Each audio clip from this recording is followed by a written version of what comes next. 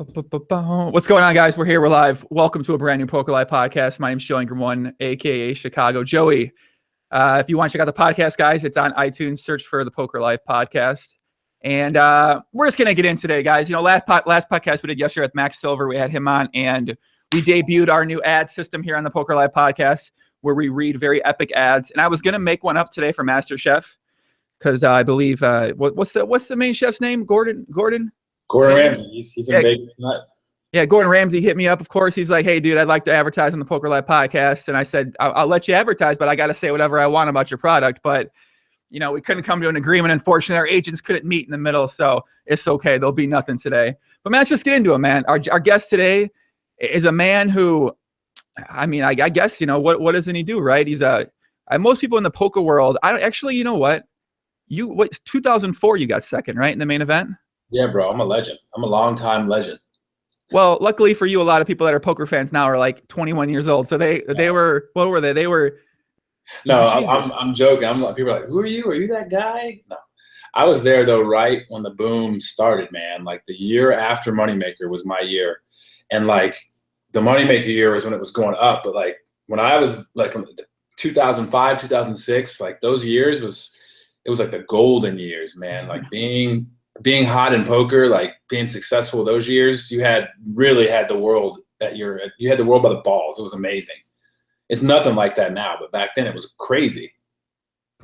Makes me feel happy as always. I love hearing these stories. It makes me feel so happy. It does. But I think people. So you got second in the main event 2004, but now I think more people know you as one of the most hated chefs in the entire world from being on Masterchef. You know what? I'm out of here, man. I can't handle it. I don't know, man. They know it's that. I don't know. I really want to talk about that. But so you were on MasterChef this year on Fox. You ended up getting. Is it second or third officially? How does that? Is it so? It's final three. They didn't really say on air, you know, like they just call us finalists. But if you go on how it went down, kind of like what really happened, what they didn't show, according to the judges coming into dessert, it was a dead heat. Now, I'll get into – I don't really believe that. I think I was already drawing dead because I fucked up pretty bad with my entree. But if what they said was true, it's a dead heat coming into dessert, I'll put it like this. I was first to dessert. They really liked my dessert. They had some minor criticism. Brandy, she got saved on TV, bro, because when she went up there with her dessert in reality, it looked beautiful. She went second. And in my head, if it's tied – and I got like pretty good reviews. Like it didn't show how good on TV, but I got some pretty good reviews and very minor criticism. So at this, you know how a poker player, you know how our minds work. I'm like, I'm evaluating my chances of winning. I'm like, all right, as long as nobody gets good reviews or as good, I'm going to win this whole thing. Yeah. She goes up. Her plate was beautiful. And I was like, come on, hoping like it was bad. And Gordon starts looking at it. He's like, takes a bite and he pauses for dramatic effect. And for me, this is a big moment because I'm like, if it's good, I'm dead. Like, if he loves it, I'm not going to beat her. I'm going to finish at least lower than her, so either second or third. But if he hates it, then I got a shot at winning this thing. And they ripped her, bro. They ripped her so bad, I felt bad for her, even though it was good for me. She had tears in her eyes.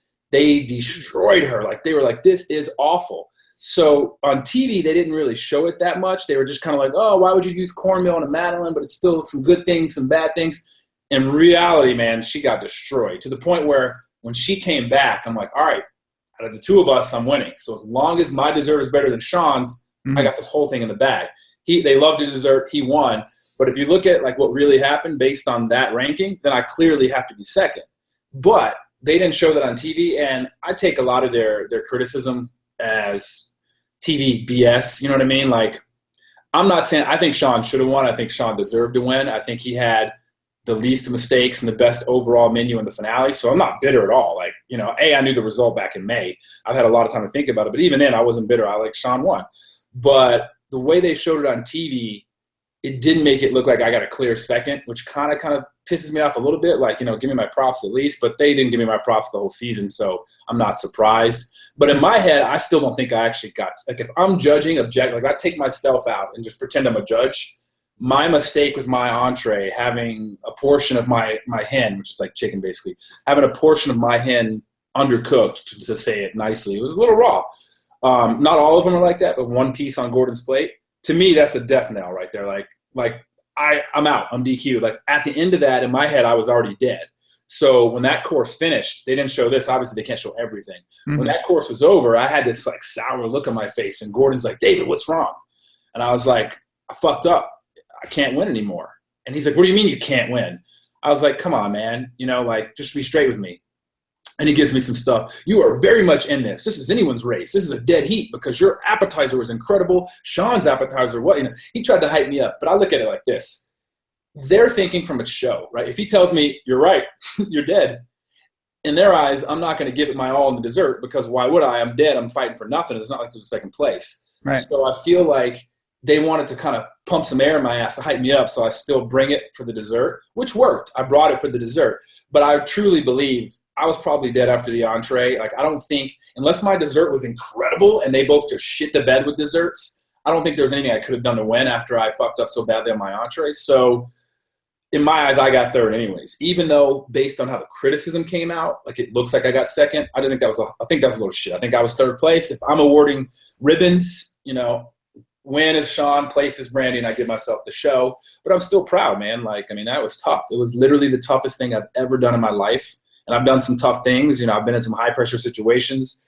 You know, I won a WPT. You left that out, but I won the championship. You know, they all blend together. The tournaments. But I'm saying, I've done some hard shit, but nothing was as difficult as MasterChef, especially the finale. It was the craziest thing I've ever done. I look back on it, I'm just like, wow. I can't believe I did it and went that far because I've only been cooking. It'll be 3 years next month.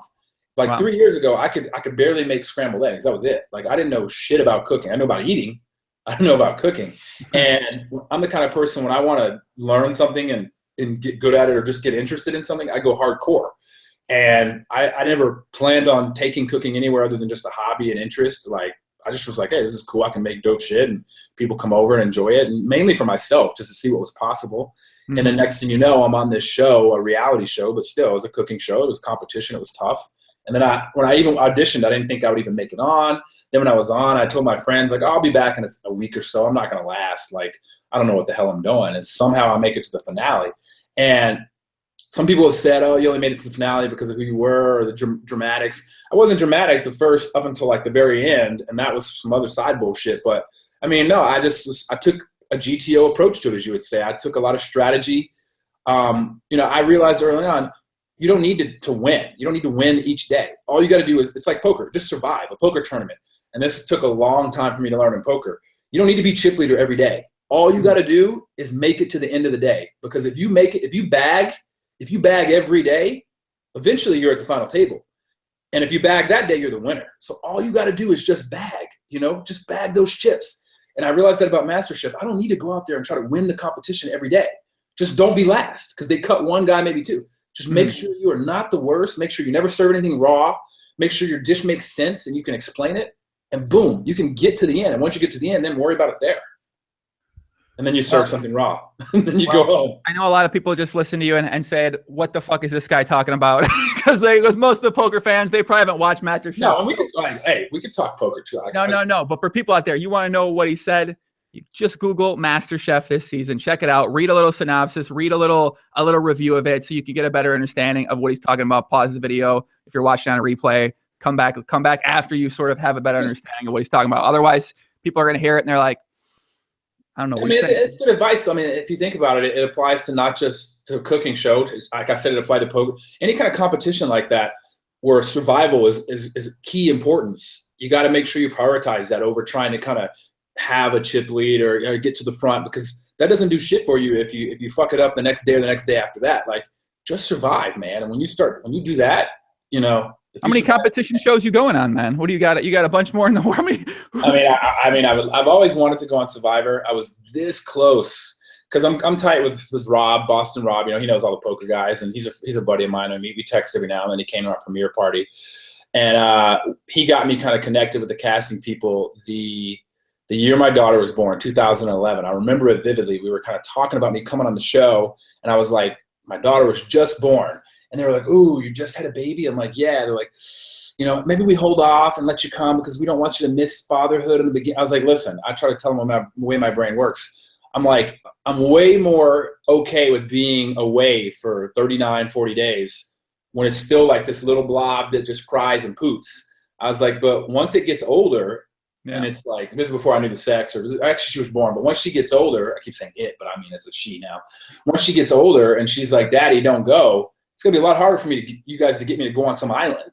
But I still want to do it. And I'm at a point now, my daughter loves Survivor. She loves MasterChef. She wanted me to go there, and she dealt with that fine. So I think me going on Survivor she would be okay with it. You know, I have full custody, so it's kind of tough, you know. But like it films in the summer, she could be with her mom, and I could go do it. So I still want to do it. I got a 2-year contract with Fox, so I got to stick with Fox reality shows if they don't really have anything else I want to do. Maybe they can let me out of it, but I definitely want to go on Survivor, man. It's you know, I love it. It's my favorite show. I love how. So you think you can realistically just get on there pretty easily then at this point with knowing certain people over at CBS? I think I met them. I was at the finale last year. I went there because Anna Kate was on the season last year. Kind of met. I don't necessarily know if it's as easy. Here's the thing. I have no idea, to be honest. But I got, you know, I was close in the process where I knew the right people before, and now I think. You know, I think the networks kind of have this thing. I'm thinking, I don't know, maybe I've kind of heard they'd like to steal other people's shit. You know what I mean? Like Fox right now, I'm their guy, so it's like, ooh, we could poach. They like to poach, so that might help me. You know, it might help me. It could hurt me. You know, who knows? But I'm gonna do what I can. I'm still gonna push for it. I still want to do it. You know, I think it would be dope. I like testing myself. I like extreme conditions. I can eat dirt and rice and roaches. I'll eat whatever, bro. I don't care. I can sleep on a rock. You know, I can not shower for a month. I don't give a fuck. You need dirt. You need some dirt and rocks, huh? Whatever you got to eat, bro. I can do it. I mean, mentally, I like to test myself. So let's try it. And if I get mad, I can just walk out. Yeah, right. So wait a second. So was that because you were retweeting a lot of stuff throughout the season, which I found very funny. It was very funny to watch some of the interactions. Most people were like, why are you interacting with the trolls? But like, I get a lot of fucking trolls too. I understand why it's kind of fun to interact with some of these guys. But if you saw my interactions too, they weren't like serious. I was literally just trolling back, retweeting, making jokes. Every now and then I would kind of give a logic beat down to some moron that said something that just literally made no logical sense. But in general, I was just having fun with it, man. Yeah, people don't see it. They're like, oh, you're so angry, you're so mad. It's like, no, I mean, sometimes it's fun. Like, sure, if you're one of those guys that people say things to you on Twitter and you're like, whatever, who cares? But if you're a kind of guy who wants to engage and has a good time doing that, I don't think that's some bad thing. People look at that as this no, don't do that. But it's kind of fun, man. I don't know. Yeah, I had a good time with it. I kind of miss it, you know, like I'm not getting any shit now on Twitter. I'm like, man, where's the haters at? Come back. It's nice though. Every time I rerun shows, I can tell because my Twitter will start popping up. This guy David's a baby. I'm like, oh yeah, it's back on. So what are they mad about? So I don't know. Like, okay, so I watched. I'm just not gonna watch. I don't watch much TV. So I was like, I'm gonna watch the last 4 episodes, just kind of get prepared for today. Watch it? Yeah. What are they mad about it? So okay, so you got upset. Sure. Okay, you got upset. You maybe walked out. You came back in. Like, but why are they that upset about it though? Dude, I don't. Why are they that upset? I really don't get it. I mean, just now I saw on my Facebook. It's like the MasterChef official feed was like a picture of Sean, the winner. And it's like, come on the cruise with Sean. And if you go to the comments, I would say more than half the comments are still about me. And it was just like, I'm just glad that guy David didn't win. He walked out and should have been disqualified. Like, people are so upset. And it's like, why are you so upset? It's for your entertainment. Watch the show. Enjoy. Like, why are they taking it personal? I have no idea. Gordon didn't take it personal. The judges didn't take it personal. The producers didn't take it personal. Why are these fucking fans losing their mind? They just want something to bitch about, I think, man. I don't get it. Like, I was sitting there trying to think about it. I was like, wait, so what did they get mad about? I was, because they were fucking mad. Like, I seen them. Here's the deal. Think about it this way. You're going to get mad because you are an intelligent person. The kind of people that get mad about a reality show, take it personally, decide to go on Twitter and like tag somebody and start an argument. Clearly, they're not a bright person. They're a fucking moron. So that's why you don't get it. You don't relate to an idiot because you don't look at it. A reality show doesn't affect you that much. Like, big deal. Some dude fucking threw a tantrum on TV. Who cares? It's funny. The guy's a loser. What are you going to call him? But like, why? How does it affect your life? Yeah. Like, find something better to do with your time than let a TV show get you that angry. So what made you get that angry then? So they switched the baskets around. Obviously, the one guy, you know, you think you didn't pick the right kind of stuff. Well, it was a combination. I mean, a lot of people don't. They didn't show it how it really happened, which kind of pisses me off, but I get it. They need some drama, but the fucking guy's basket, bro. Like I tweeted it and I put it in my blog. It's the equivalent of like there was nothing in it. I'll just summarize. I'll just give you the quick. It's nothing. He literally had a basket of nothing. He had some rice, some soy sauce, and a package of trout. Whereas everybody else got these primo baskets. Like we shopped for ourselves and did a swap.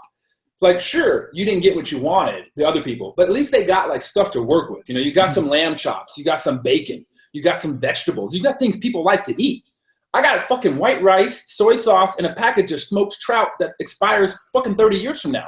Like, it wasn't a fair fight. Like, I get that everybody got something different, but if he shopped like a normal fucking human, then we all get something different, but at least we got stuff to work with.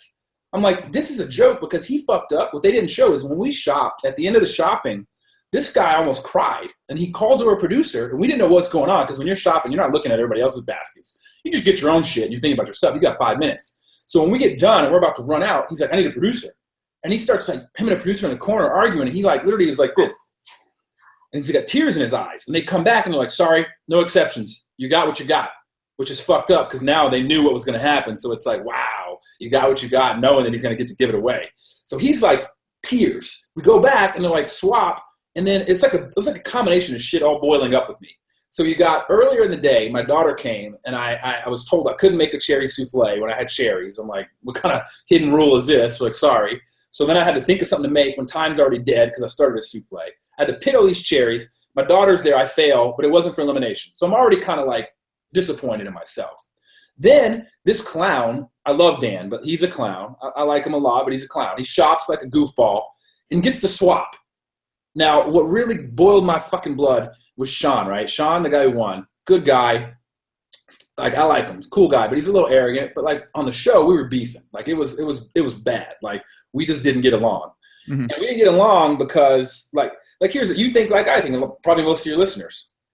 I'm trying to win this competition. Personal shit I don't care about. So whoever is my biggest threat, that's who I need to go home, right? Like earlier in the season, he had an advantage. And he had a strong advantage that could eliminate 2 people. And that literally gave people such a disadvantage, they're going home almost no matter what. And he fucking gives it to like the 2 weakest people on the show.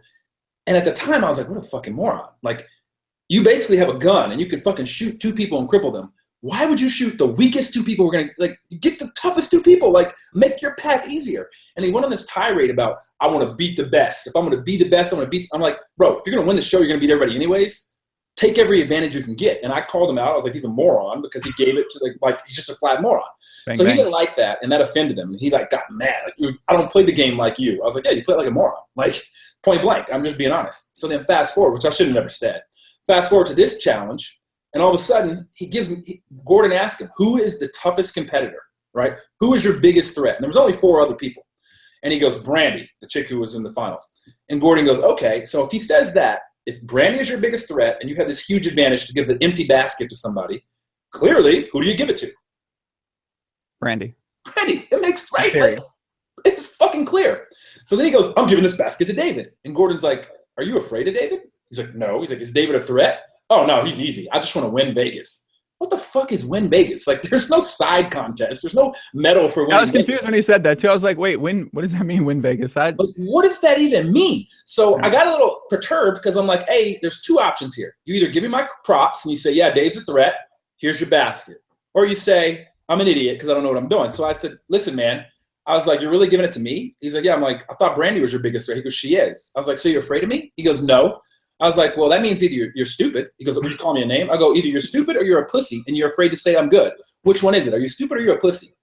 And he's like, excuse me? You're just mad because I'm using your strategy. And that's what got me. I was like, my strategy? Don't insult my strategy, buddy, because my strategy would be to give it to the toughest competitor. I was like, I'm not an idiot. And he's like, no, you're just butthurt because I'm using your strategy. And I was like, bro, it's not my strategy. Stop fucking trying to say I'm stupid like you. And then it just kind of boiled over. So then I look in the basket and find out there's no vegetables. Like, I already knew it was this bullshit packaged trout the clock starts. I go in the basket, and there's like a scallion, like a green onion, and there's like some bean sprouts and some rice. I'm like, what the fuck is this? And then this is what got me and why I really walked out. Because I would have never walked out. I was just going to stand there. I literally was just going to stand there with the clock run out. because I figure I'm going home anyway because everybody has competent baskets. Like, there's no way I can compete. I'm literally drawing dead. How can I stay? And this producer comes up. Now, this is part of the show. I get it. Every time we cook, they come up with a cameraman next to them, and they're like, so, you know, they ask you questions, and they want you to answer the questions in the form of a sentence so they can just show you without showing like a producer and a cameraman. He comes up, and it was the same guy. You always get matched up with a guy. I had this fucking guy, Patrick. Nice guy, but he got on my fucking nerves. And I think it was on purpose. Every time we cooked, he literally came up at the worst possible moment for his questions. Like, whenever he could tell I was either in thought or I was doing something with precision. Like, one time I was like scaling this fish. He like walks up, so David, and I'm like, yo, you got to come back in a minute. So sure enough, this competition, I'm steaming, right? You can see it just coming off my head. I got this basket. He runs up, so hey, David, how you doing? And I kind of look at him like, you know, how am I doing? He's like, so how you feeling right now? And I just look at him again. He's like, how you feeling? I was like, it's pretty fucking obvious, man. Like, I'm trying to figure out what to do with this basket of nothing. Can you give me a minute? I need to know how you feeling. I was like, you need to ask me a legitimate question. And he's like, well, okay. And I'm like, ask me a fucking legitimate question or I'm going to lose it. Which I should have never said because obviously they want you to lose it. Like, you know what I mean? I wasn't thinking straight. They want you to lose it. They want drama. Like, why would I say that? Of course, he's going to. I'm like, okay, poke the bear some more. So then he's like, are you happy with your basket? And a big old smile on his face. And I was like, bro, you got one more fucking question or I'm literally going to snap. I think you should think about what you say next because it ain't going to be pretty if you ask me another dumb question. And like in my head, he could ask me a legitimate question like, hey, what would your strategy have been? Or, you know, why are you so upset at Sean? You know what I mean? I'm thinking logically, even though I'm steaming. I'm not thinking like TV. He's thinking, ooh, we got a guy on the fucking edge. Let's get this guy over. So then it comes to me with this one. He's like, so is it safe to say you'd rather have your own basket? And I was like, you motherfucker. I just took that apron off and just stormed out, right? And I was gone. Like I was off the show. The reason I was gone though, like everything is a little bit calculated. Even when I'm a little crazy, like it's a little like in my head, it's like the opposite of a free roll. Like I'm drawing dead anyways. You know what I mean? Like I'm going home in my head. Like even if I cook, I cannot make anything with giving nothing versus what they're having. I'm just gonna go up there. Here's my fucking plate of dog shit. They're gonna make, oh, this is the worst, and they're gonna send me out of here. So why not go out on my own terms? Why not go out with a big fuck you? Is kind of what I'm thinking at the time. I storm off. Gordon starts yelling my name, and in my head, I'm just like, well, I've passed the point of no return. I've taken the apron off. I'm walking out. I got to fucking own it. I got to own it. I got to man up and own it and just keep going. Like, I can't, okay, I was bluffing. Like, I got to go through with this. So I start to walk out, and then Gordon comes over, and this is something they didn't show that really was cool to me, and I still remember this. It was like such a cool experience, even though it was like a time of turmoil.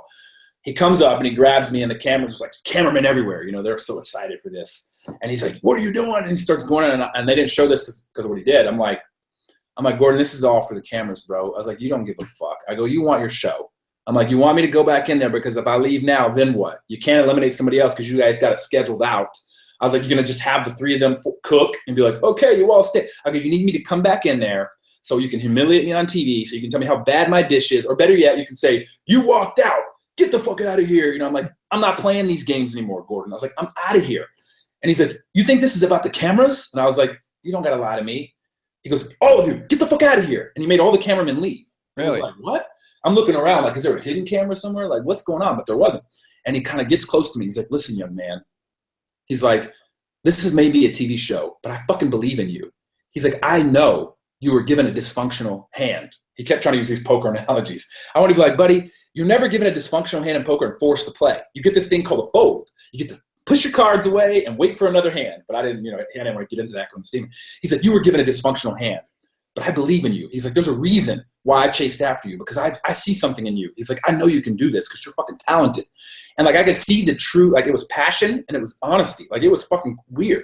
It was like this kind of man bonding moment. And like, at this moment, all like when you see him on TV yelling at people, it all made sense to me. Like this guy fucking cares. Mm-hmm. And he was like, we believe in you. And he's like, he said something which maybe I shouldn't say this, but whatever, you guys get an inside scoop. He was like, we are not going to judge you based on what you've done before or what everybody else does. He's like, we're not expecting fine dining from what you were given. You were given shit. He's like, we get it.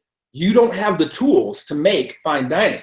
He goes, so don't put the pressure that you always put on your, he goes, I know you. You put pressure on yourself and strive for greatness. And then when you fall short, you want to kill yourself. You know, you get really fucking crazy. He's like, just do the best you can with what you're given. He's like, lower your expectations. Don't try to wind up, you know, make some awesome fancy plate.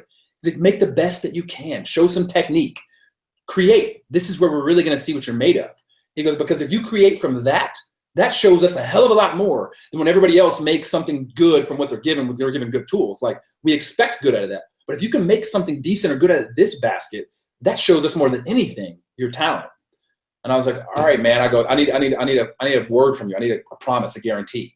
I need a guarantee that I'm going to be judged on my food. I'm not going to be told, well, your food is good, but you walked out, took your apron off. You can't win. Get out of here. I was like, because I'm not going to play that game. I was like, so I need some honesty from you. If I go out there, meanwhile, the clock is ticking. They don't pause the clock. I'm like, if I go out there and I fucking do what I can and I just try to create, I'm judged. If it sucks, I'll accept that and go home. But if it's good, he's like, listen, I already told you, we're judging you on what you cook for us. So go out there and cook for us. Cook for yourself. And he goes, cook for your daughter. And that's what got me. He was like, you want your daughter to see her dad be a quitter? And I was like, well, I already walked out. He's like, yeah, but there's still time to go back in there and do this. And I was like, all right. I went back in there and did some magic. And Dan, actually the magic was Dan shit the bed. And Dan served up a dinger. And my dish was okay. They actually liked some of the things I did with it. Some of the technique, some of the criticism they gave were really positive. Some of the critiques, not criticism. And I made it through. But in the meantime, I pissed off everyone in America. And now I don't have a MasterChef fan other than my friends and family. But it's all right. I mean, I don't know. I'm pretty sure you got some fans currently watching in the live stream. A lot of guys out there definitely saying some positive things. So, I mean, I feel like not everybody, I've seen like the poker world is pretty supportive from what I saw. Well, that's because the poker world are intelligent people. Like, I'll get back to what I said. The people that are truly upset about a reality show are kind of lacking some brain cells. You know what I mean? Like, if you really let a reality show get you that fucking mad, the poker world as a whole are pretty smart. I would say the average poker world person is a lot more intelligent than the average human being.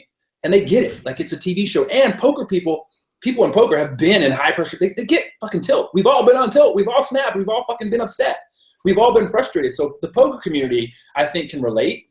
And I think that's why most of the shit talkers, I think that would have hurt my feelings more if the poker players were like, I can't believe this guy. Poker players are like, we get it, bro. We've been there. I would have fucking snapped too. And that made me feel good. Like, seeing the support from the poker world was cool.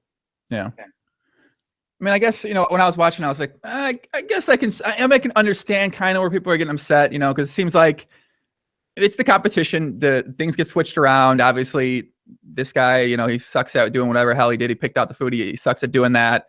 So obviously someone's going to get fucked in that situation, but it's kind of just the game, and that's sort of how things are, and it's unfortunate. It kind of sucks, but I guess the thing that got me there to address that, I think when the producers or whoever wrote, you know, the challenges, when they envisioned this, I think they never envisioned, unless it was a setup, which some people have actually said it could have been, unless you think, okay, people are going to all shop, but no one's going to have basically an empty basket. You know what I mean? Like, how's that possible? How does that even happen? Well, that's what I was thinking the other day. And like, I don't want to get in this crazy conspiracy theory, but I was just watching the episode. And then when I watch it, you see Dan go to the fridge and grab that smoked trout. And then I called Eric, the fireman from the show. He's like my best friend of the show, him and Tenoria. I'm like, Eric, I go, why the fuck was that trout in the fridge? And I asked her, I'm like, she's like, what? I go, think about it. I go, all season, 50-something days, there was never a package of smoked fucking trout in the fridge. We're down in the final 4 cooking. It was 5 of us, but 4 of us cooking. It's supposed to be high-end shit. Why is that stocked in the fridge? It was never there up until then. And they were like, oh, shit, that's weird. I was like, right? I go, something's fishy, to use it. Something is fishy here. Why is that there?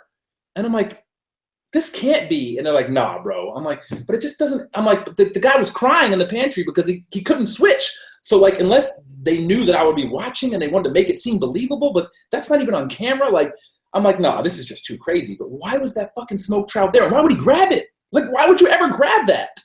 It's like, if you're on a fit cooking show, why did you go grab a can of tuna? Fucking idea. That's what I was wondering. I'm like, how did this guy make it this far?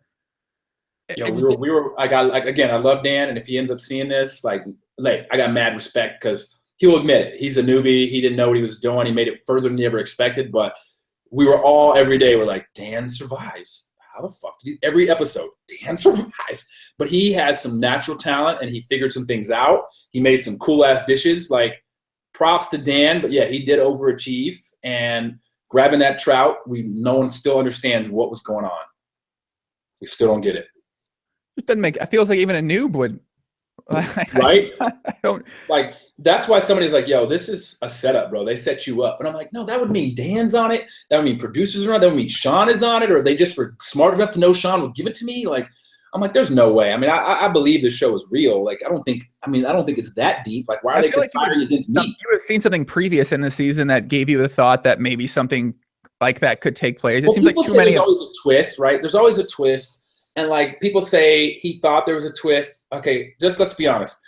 The only person who's going to make that kind of move in that game would be me, right? That's just the truth. Like, I'm the only one that would like try to level them and like, oh, they're going to swap. I'm going to get nothing. But that is such a gamble, because if the twist is not switch baskets, if the twist is like you can cook with one hand or you only get 30 minutes, then you fuck yourself. Like, that's so risky at that stage, just get nothing. Unless you have a specific thing you can do with those items that nobody really would know, but anybody gets it. But he didn't even know. I mean, he had no idea. So I don't think he outsmarted the game, because it's just too risky, and he wouldn't be crying at the end. Like, he wouldn't be crying and freaking out that that's his basket. You know what I mean? Like, he would just be like owning it, like waiting for the swap. And when it happens, he'd be like, I knew it.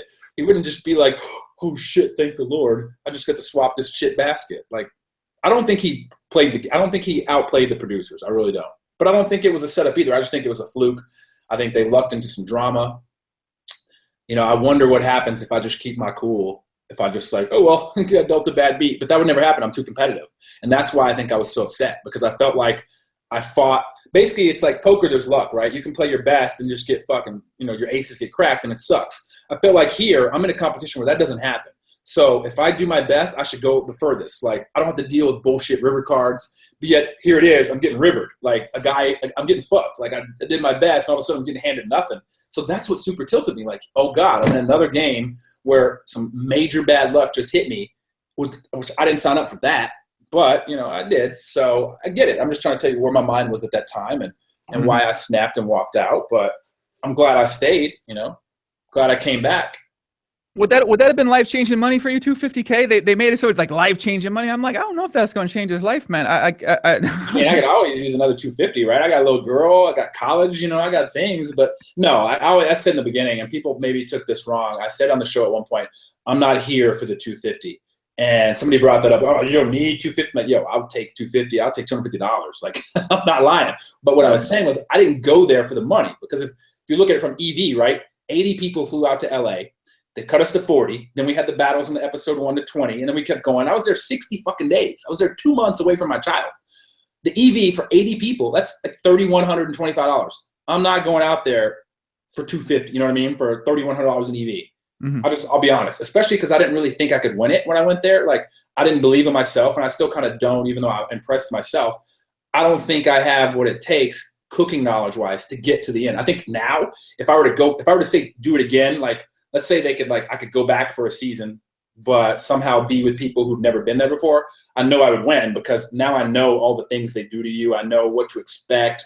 I got the reps in the kitchen with the clock, but I didn't believe in myself for winning, so I wasn't going for the 250. I was going to test myself, really. I was going to see how hard it could be, what I was capable of, to push myself to the limits, to try something new, to the fear of failure, something I go to therapy every week just for years now, just to kind of like talk to somebody. And one of the things we talked about, and I think this is common with a lot of poker players, is even though you fail in poker in a sense that you don't win every tournament, I've never really experienced true failure, right? Like poker, I succeeded right away as 2004. I hadn't been playing very long. Boom, had major success. And even though I'm not killing the game now, I don't really play much anymore. I'm not like playing these high rollers, winning every day. I still succeeded at poker. I have success in poker. And if I need to win at poker, I can go play and, do well in cash games or in small tournaments, and probably work my way up if I put the time and study into it. Mm-hmm. Magic the Gathering, I was one of the best as a teenager right away, and how I said success. Like, I never really truly experienced failure. Education, applied to 5 Ivy League colleges, got into all 5. You know what I mean? Like, never really failed at anything. But then as you get older, when you live that kind of life, eventually you're going to have to take risks. But if you're not used to failure, you're scared to take risks. So anytime there's something that's come up in the past few years for me to do in life, if I'm not like an expert, I don't really know how to do it, which is basically magic and poker and now cooking, I'd be like, I don't want to do that. And the real reason why is because I'm afraid to fail, right? I'm afraid to like have it go wrong and have to face that. And one of the things you learn is you got to fail a lot to have success, because you got to get used to that failure. Boom, finally something will click. But I wasn't getting there. My therapist was like, you need to do something that you're not so certain about. She's like, you need to find, and we were trying to think about what. And I was like, I was telling her, we were just talking about goofy things. I was like, yeah, I enjoy hip hop dancing. Like my daughter does it. I watch ABDC on MTV. And I'm like, but I can't dance for shit. I'm like, I wish I could dance. She's like, take dance lessons. I was like, nah, that's weird. She's like, yeah, because you're afraid of fucking failing and looking stupid. I'm like, yeah. She's like, get over that. She's like, get out of your comfort zone and do something that you could fail at. And then a week later, this audition happens and somebody's recommended it. And my daughter's like, do it. I tell her, she's like, there it is. That's what you're going to do. She's like, you're going to go to that audition. I was like, nah. She's like, stop being afraid to fail. Just try it. She goes, you know what? You're probably going to fail at some point, but it's going to be good for you, because you got to learn to accept failure, because then you take risk and eventually those risks will pay off. So that's why I went, not for 250. And I'm happy I did. I learned a lot about myself, and now I'm ready to tackle all kinds of other projects, knowing that they're probably not going to work out. But when something does work out, boom, it's going to be incredible. What do you think about getting into next then after the cooking? So are you thinking about doing something more with that? Or I know a lot of people like restaurant questions and all kind of stuff like that. Or are you thinking about? People keep asking me, are you going to open a restaurant? I've actually had, in poker, we know a lot of people with money. I've had people say, I would invest. People ask me to write a cookbook. And like, my passion right now for that is kind of low because of the show and the results and how it went. Like, I'm kind of feeling down on it. And frankly, I just haven't had the time being a full-time dad, because school just started and my ex moved away. So I have my daughter all the time. I can barely cook. But then part of me was like, you know what I should do?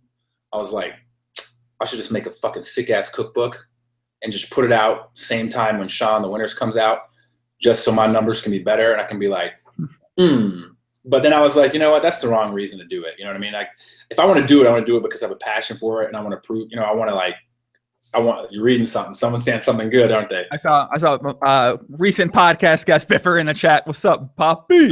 That's my boy for years. But if I make a cookbook, I don't want to do it just to try to like beat Shaun's sales or open a restaurant first, so I can be like, because I thought about opening a restaurant to all these fucking idiots on Masterchef's Facebook page and Instagram who are like, this guy could never work in a kitchen. Like, first of all, newsflash, I don't want to work in a kitchen, bros. Like, relax. But, I know I can succeed at anything I put my mind to. It might take a while. It might take some failures, but I know I can succeed. I can make a restaurant. I can open a restaurant and get there. It might take me fucking 5-10 years, but I can do it.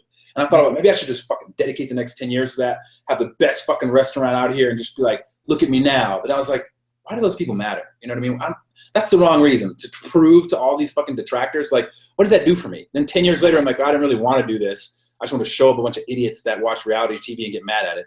And I was like, nah, maybe if it truly comes where I want to open a restaurant and I want to do a cookbook, create a cookbook, whatever, then I'll do it. But right now, that's not where my heart is at. My heart is at parenting, really. I mean, my little girl is just my life. Like, she does so many things and she's so good at everything. I'm becoming that parent that has her, like, she wants to do everything. Like, she wants to learn piano. So I got her a keyboard and she's in piano lessons. She goes to ballet. She goes to hip hop. She wants to learn. She calls it fighting. I want to learn fighting, Dad. So I'm looking for MMA. I'm probably going to take her to Jay Farber's place. She wants to be an Olympic swimmer. So she's like learning to be on the swim team. And I'm just like, I want her to do everything and succeed at everything, but I got to like chill. But I also want her to find what she's best at and enjoys the most. So it's like, I'm so into parenting because it's so cool watching her. Like, she blew my mind the other day, man. We were talking about how many kids are in our class, and it's 4 tables of 4. So I was like, she's like, how many kids are in my class, Dad? And I was like, well, how many empty seats are there? She's like, 2. And I was like, all right, so if there's 4 tables of 4, how many people are there? Think about it. She goes, 16. I go, she's 5, bro. She's in kindergarten. How'd you know that? She goes, because it's 4 4s, 16. Which, it sounds like nothing to us, but like, to see your child make that leap at this, the first, I was like, wow, little genius. And she's like, so that means there's 14 kids in my class. And I was like, you got it. And just seeing her do stuff like that is just such a cool feeling. Like, this little creature that came out of you, that you created, that grows up with you, is just like learning and figuring stuff out. And it's just like, man, this is like the coolest feeling in the world right now. It's all I care about. It's just parenting, man. It's dope.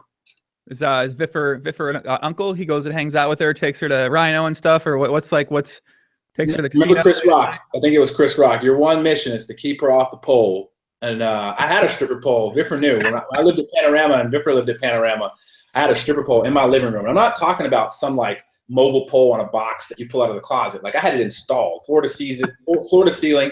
VIFFER knew. I had some hella fucking not even parties, just like wild debauchery sessions going on. Literally, at the time, my now ex-wife, when she got pregnant and we got the sex and we checked the sex and it was a girl, I shit you not. We came back to the house.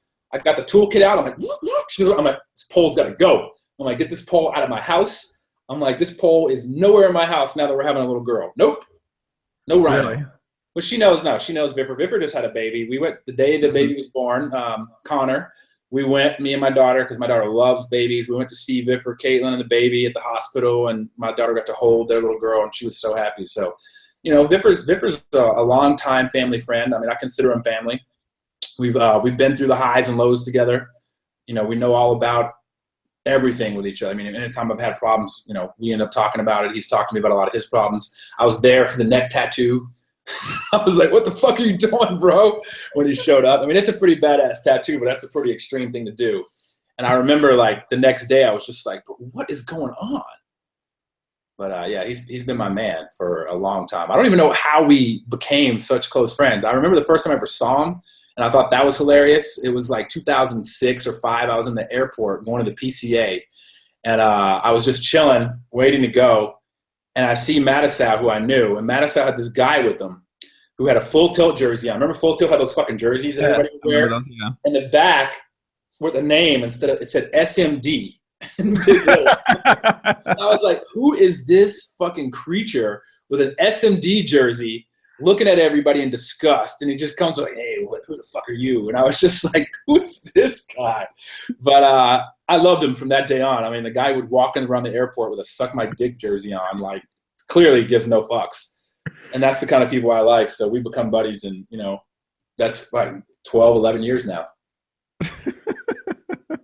Yeah, he said that you probably have some of the wildest VIFFER stories, because obviously VIFFER stories on the podcast have been popular over time, and he told some of the best VIFFER stories of all time on the podcast he was on. So I was actually thinking of, like, he asked me, he goes, are you going to give a VIFFER story? I'm like, I'm trying to, like, I can't even, it's weird, man. I'm trying to think of something specific, but I can't really even think of anything. I mean, I can, not that don't implicate me in some pretty foul shit that I care not to bring up. I mean, there was an instance where he kind of caught me in a girl on New Year's that he introduced me to, like in the hallway in Panorama. We were locked out New Year's. Me and her went back, and I didn't have my key. I left it in the car or something, so security was going to come let us in. But in the meantime, we were just drunk, hanging out in the hall, and things got a little heavy. And VIFFER showed up walking down the hall and was like, "Oh, look at the show we have going on here in the hallway." But that's more of a me story, not a VIFFER story. But you know, we've had some fun times, but it's been so many years. Like I said, I've been kind of relatively calm since my daughter's been born. You know, I take it easy, try to be a good parent, so I don't get to have as many wild sessions like me and VIFFER used to get involved in back in the day. But I mean, you got to get the stories from him. It's probably, you know, how you've had those stories for a long time, you know, so it's like, how long can you have the stories for? How long do you want to have them for? How long do you want to have those adventures for? So it's you know, I envision a life, you know, when she's 18 and then she moves out, when she's 18, I'll be 48. You know, 48-year-old guys can still get down. I had her at 30. 48, I can get back out there and get crazy. But until then? Until then, it's got to be moderate. Although, you know, if my custodial arrangement is, you know, if she goes to stay with her mom in Austin in the summers, then the summers are great. I can play the World Series of Poker, because I didn't play much this year for that reason, because I had my daughter. And this is the first year I played a light schedule, and I hated it. I'll be honest.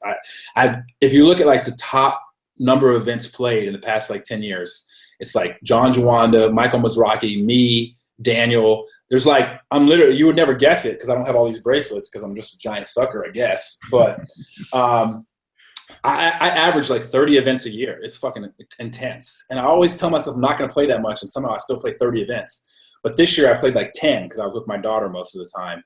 And God, I hated it. Like I wanted to play so much. It was cool though, because only playing a short schedule made me appreciate the tournaments I played so much more.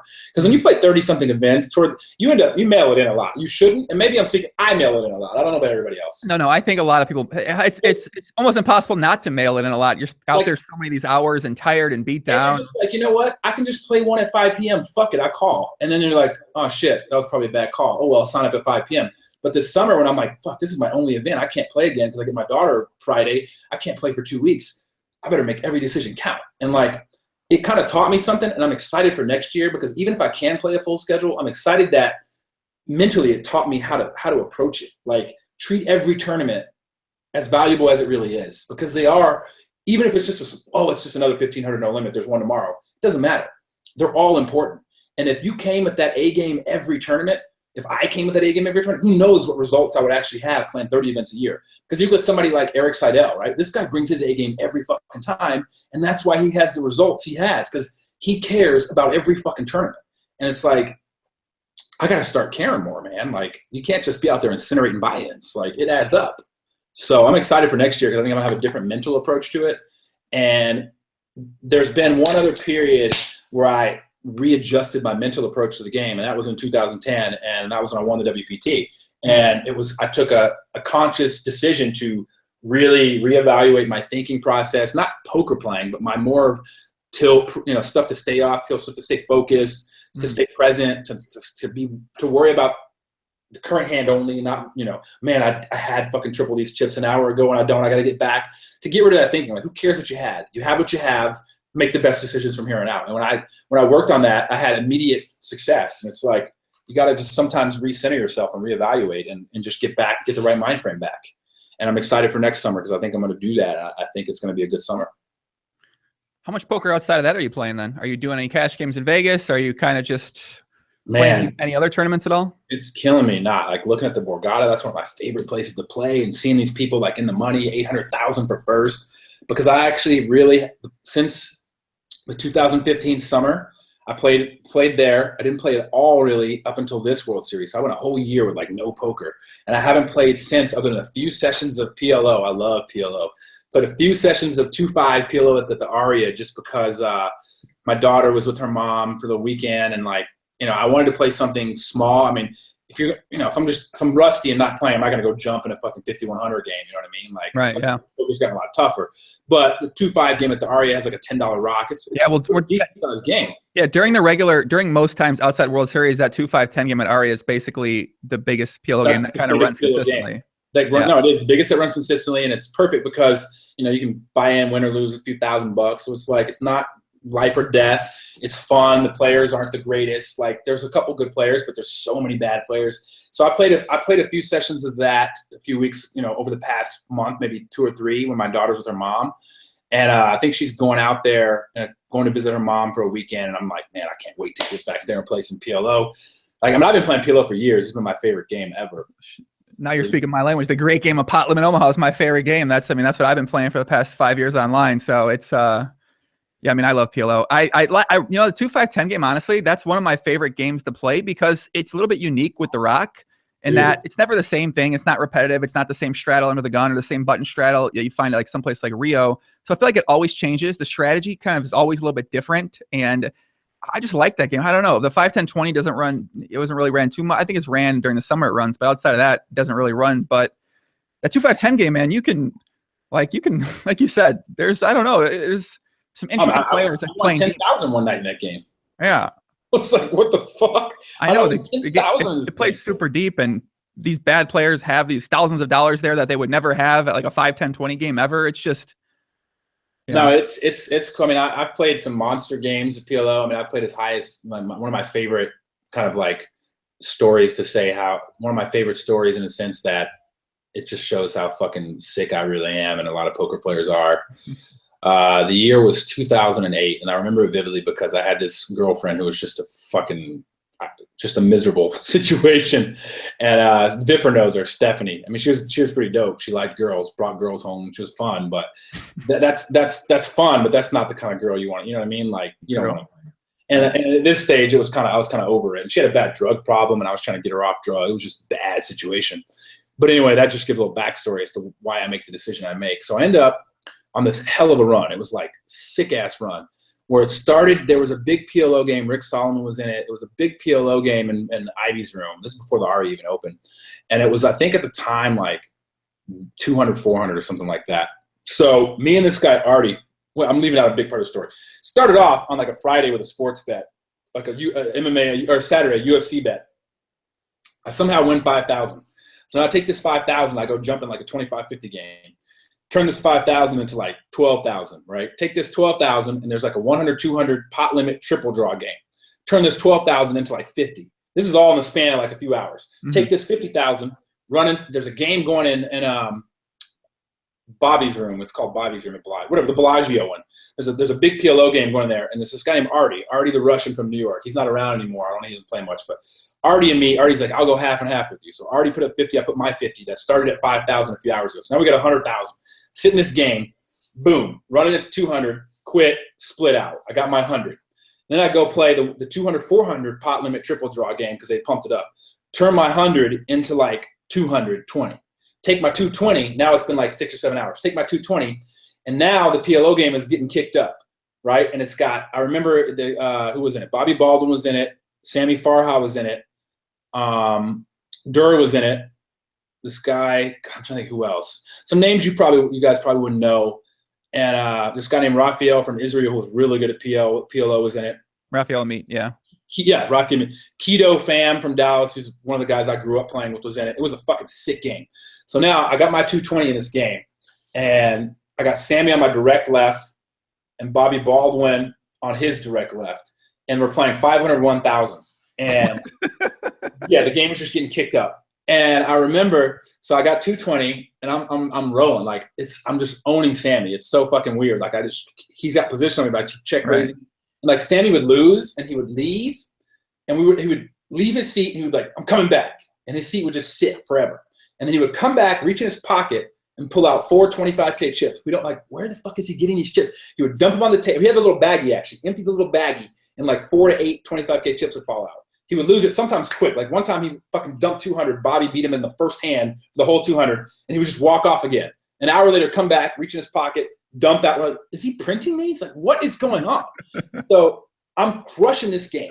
And I basically started with $5,000, right? Think about this. I started with $5,000. And now it's like Sunday. So this was like always Saturday. It's like Monday. It's like Monday. It's been like 30 hours. It's like Monday morning or something like that. So I remember I was up 900,000. Or not up, I had 900 in front of me because it's all up because I started with 5K, like a sports bet. I have about 900,000 in front of me. It's 8 in the morning. And Nanad Medic, we call him Serb. He was one of my best friends at the time. He moved, I think he lives in Florida now. But he was like literally one of my best friends. He texted me because he was just, how you doing in the game? How you doing? You know, just checking. So when I was like, yo, you won't fucking believe this. I'm like, call me. He calls me, so I step away from the table. I'm like, I got fucking 900,000 in front of me, yo. I'm killing this. And he's like, what? I'm like, amped up. He's like, why are you still there? He's like, you're tired. You've been there forever.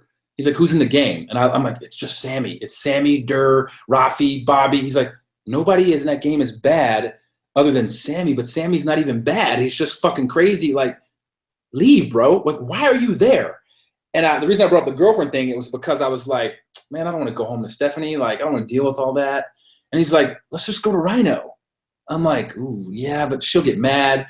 I'm like, yo, I'm going to win $1 million. I was like, I'm going to win an even million. I'll quit at $1 million. I was like, I'm going to get $1 million and quit, which is so stupid, right? What is the difference? You know what I mean? But in my head, I'm like, I'm going to get to an even million. And he's like, dude, just go. He's like, come on. Let's just fucking go celebrate, man. You can rent out the whole fucking Rhino right now. Like, come on, let's go. And I was like, nah. I'm going to get to $1 million. Watch. I might win $2 million. I'm like, Sammy, just keep that. Like, you don't know how much money he has, but I don't either, but I'm going to get it all. And obviously I wouldn't be telling this story if it ended well. And about all of a sudden, Sammy just, the tables turned. Like his hand started holding up. I started chasing, trying to get to that million, like trying to force that 100. Right. You know, like I got like 600 in front of me. I'm like, I just got to get back to 8. Yeah. And I got 4 in front of me. I'm like, I just got to get back to even 5. I get back to a 5, I'm going to go home. Then I got like 200 in front of me and I'm just like, got to get back. And then like, I'm like, next thing you know, I'm like, Keto, I need 100. I'm like, give me a fucking 100 right now, Keto. Throws me 100. Keto, I need another 100. And then like 20 hours later, Serb's like, how did you end up? I didn't hear from you. I'm like, I owe Keto 250. He's like, wait, what? I'm just like, yeah, man, I don't want to talk about it. And I was just, for days, I was fucking depressed. And I was like, what the fuck did I do? I'm like, why did I care about an even million? Like, what does that matter? Right.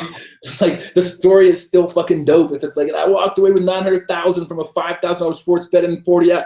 What the fuck was I thinking? And I still think back to that day. And that's one of like the biggest poker regrets I have is like, why when Serb was like, dude, you're tired and the game is no good, leave. I think you just said one of the biggest things that most poker players go through. They're always like, I just want to get to this point. And then when they start dropping back down, they're like, oh, well, I just want to get back to where I just was. And then I'll feel good. And then it's weird. Cause like, if you think about like when you're not playing, like right now, it just doesn't make any sense. But when you're in the moment, like your brain just starts doing weird shit to you. And it's like, I don't understand that. And I think that's what separates the great cash game players from people like me. I mean, the great players don't give a shit about shit like that. They play when it's good and they make good decisions. And when they stop making good decisions, they say, you know what, I'm going to leave. I'll come back tomorrow. I 100% agree. I think that's kind of what I say is what separates like the guys who are at the top, especially online right now. It's the ability to just not feel that. They don't think that way. I think Antonio is one of the best cash game players in the world. And this is based on playing with him a lot. Like the guy just never fucks up, puts fear into everybody. Like it's crazy. And he is so good at that. Like he is so good at just playing his best. And when he's not playing his best, time to go. Now, I don't know if he's doing that still lately. He might have what he calls TMM syndrome, too much money. He might just be on the whole other stratosphere, fuck you, and he might be goofing around now. But back then, like 5-6 years ago and before, he was the best in my eyes. Like the guy was just all-around player, the best. Yeah, it's hard to. They're talking about Antonio Esfandiari, guys in the chat who are wondering, not Patrick Antonius in this situation. So. Oh yeah, no, Antonio Esfandiari. I mean, Patrick was a beast too. He was actually in that game, the big game I was talking about, where I fucking went up to $1 million and back. But I think it's a different level of no limit cash games. I think Antonio was at the time was just unreal, and I think he never got the props I think at the time that he should have. But I was talking to some other people. I'm like, look at this guy. I'm like, every time we play, he never has a losing session. I'm like, think about it. Everybody's like, well, you're right. I'm like, think anytime we ever played with him, the guy just always winning. Yeah, I think he was known as more of a tighter player from the television exposure that he got, and I think that's sort of the reputation he had amongst the community. He's tight, but he does it well. He's tight, but he's correct. He knows when to not be tight, which is what makes it so hard to play against him. Because you think this guy is fucking so tight, so you give him credit, but then he fucking shows you a bluff, and then you fucking think, well, he's got to not have it this time, and then he just fucking has it, and you're like, I can't figure this guy out. Nobody figures the guy out. He's the best. That's enough blowing Antonio. We can move on. His ego's big enough.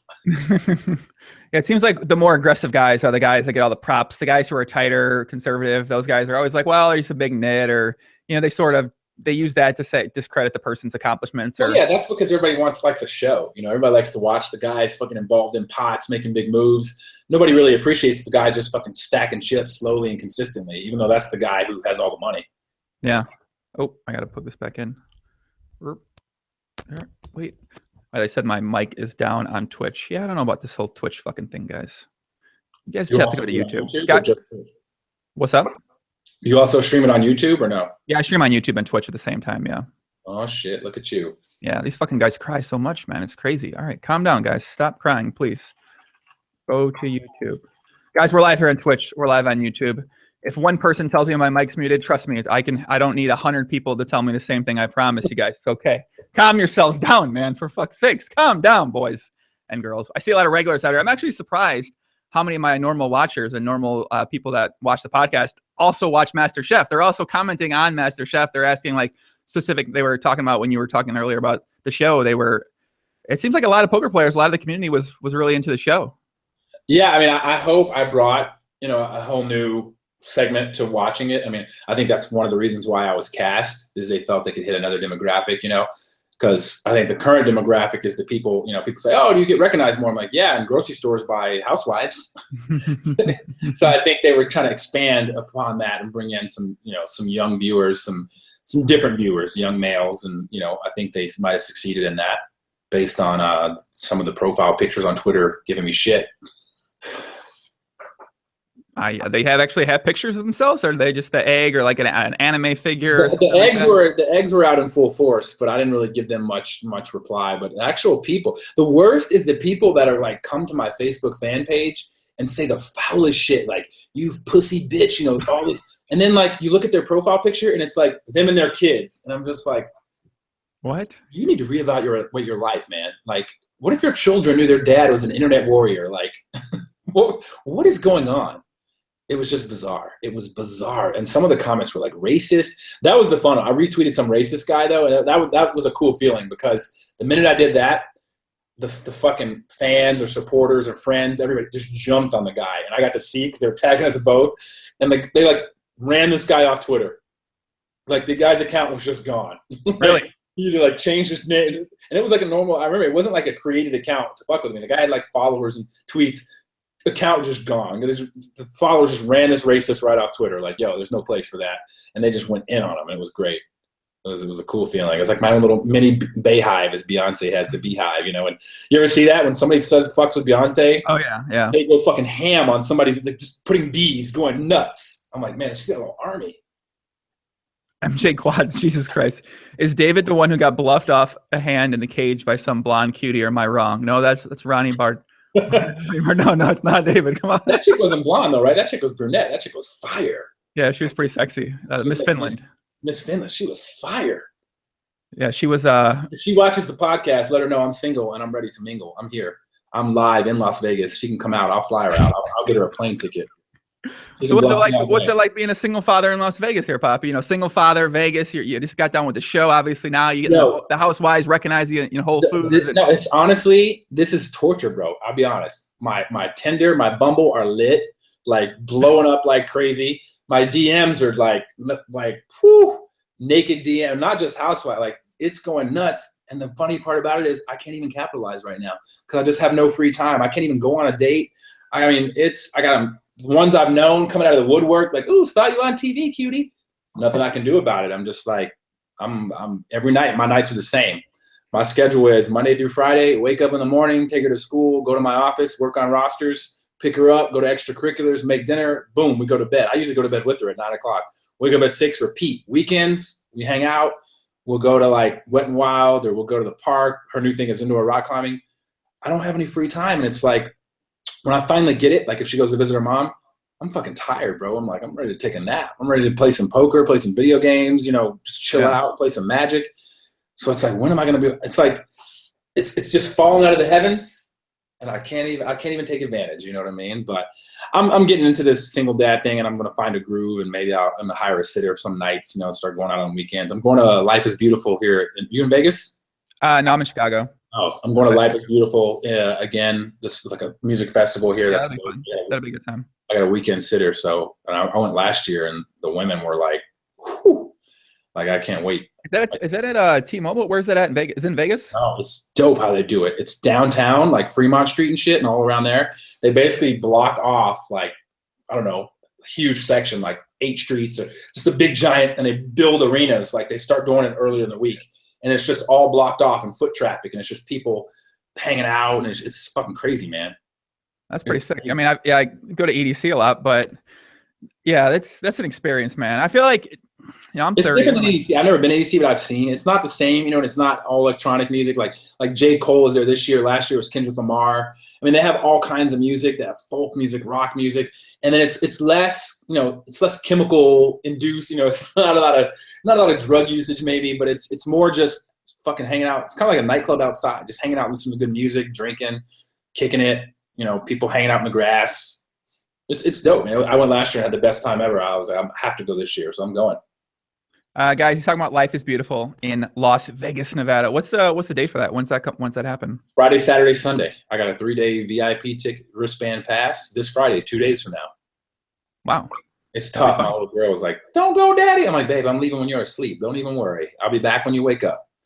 So I got people in chat are asking about rosters. So rosters is the thing I've seen Phil Ivey associated with. I don't know too much about rosters. So I know it's a DFS site, but what's more details on that? Yeah. So unfortunately in Nevada, you can't play. You know, we follow all the regulations and all the rules of all the jurisdictions. We are a startup DFS company. It's actually part of a network. The network is called iTeam Network. Phil Ivey has nothing to do with that. I'm employed by and have an ownership stake in iTeam Network. It was founded by Brian Balsbaugh, who is a super agent, poker agent, and Gabe Hunterton. Gabe's our CEO also. Gabe is the key part of our company in my eyes. He's why I kind of joined the company and why I think we're going to succeed and be the best company out there eventually. Gabe was a CEO of Galaxy Casino in Macau, which is like where a lot of the big games are.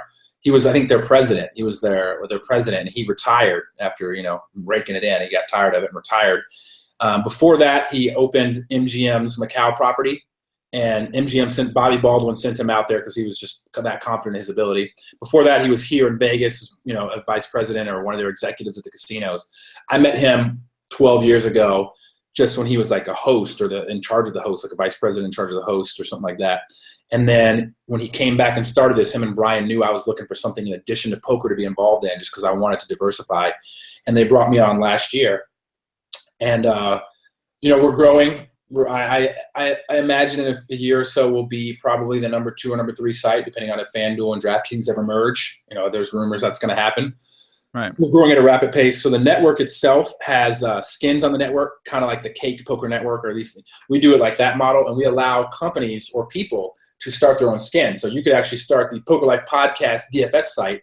You could be on our network and you could pimp it out and you would earn revenue and, be on the network with people.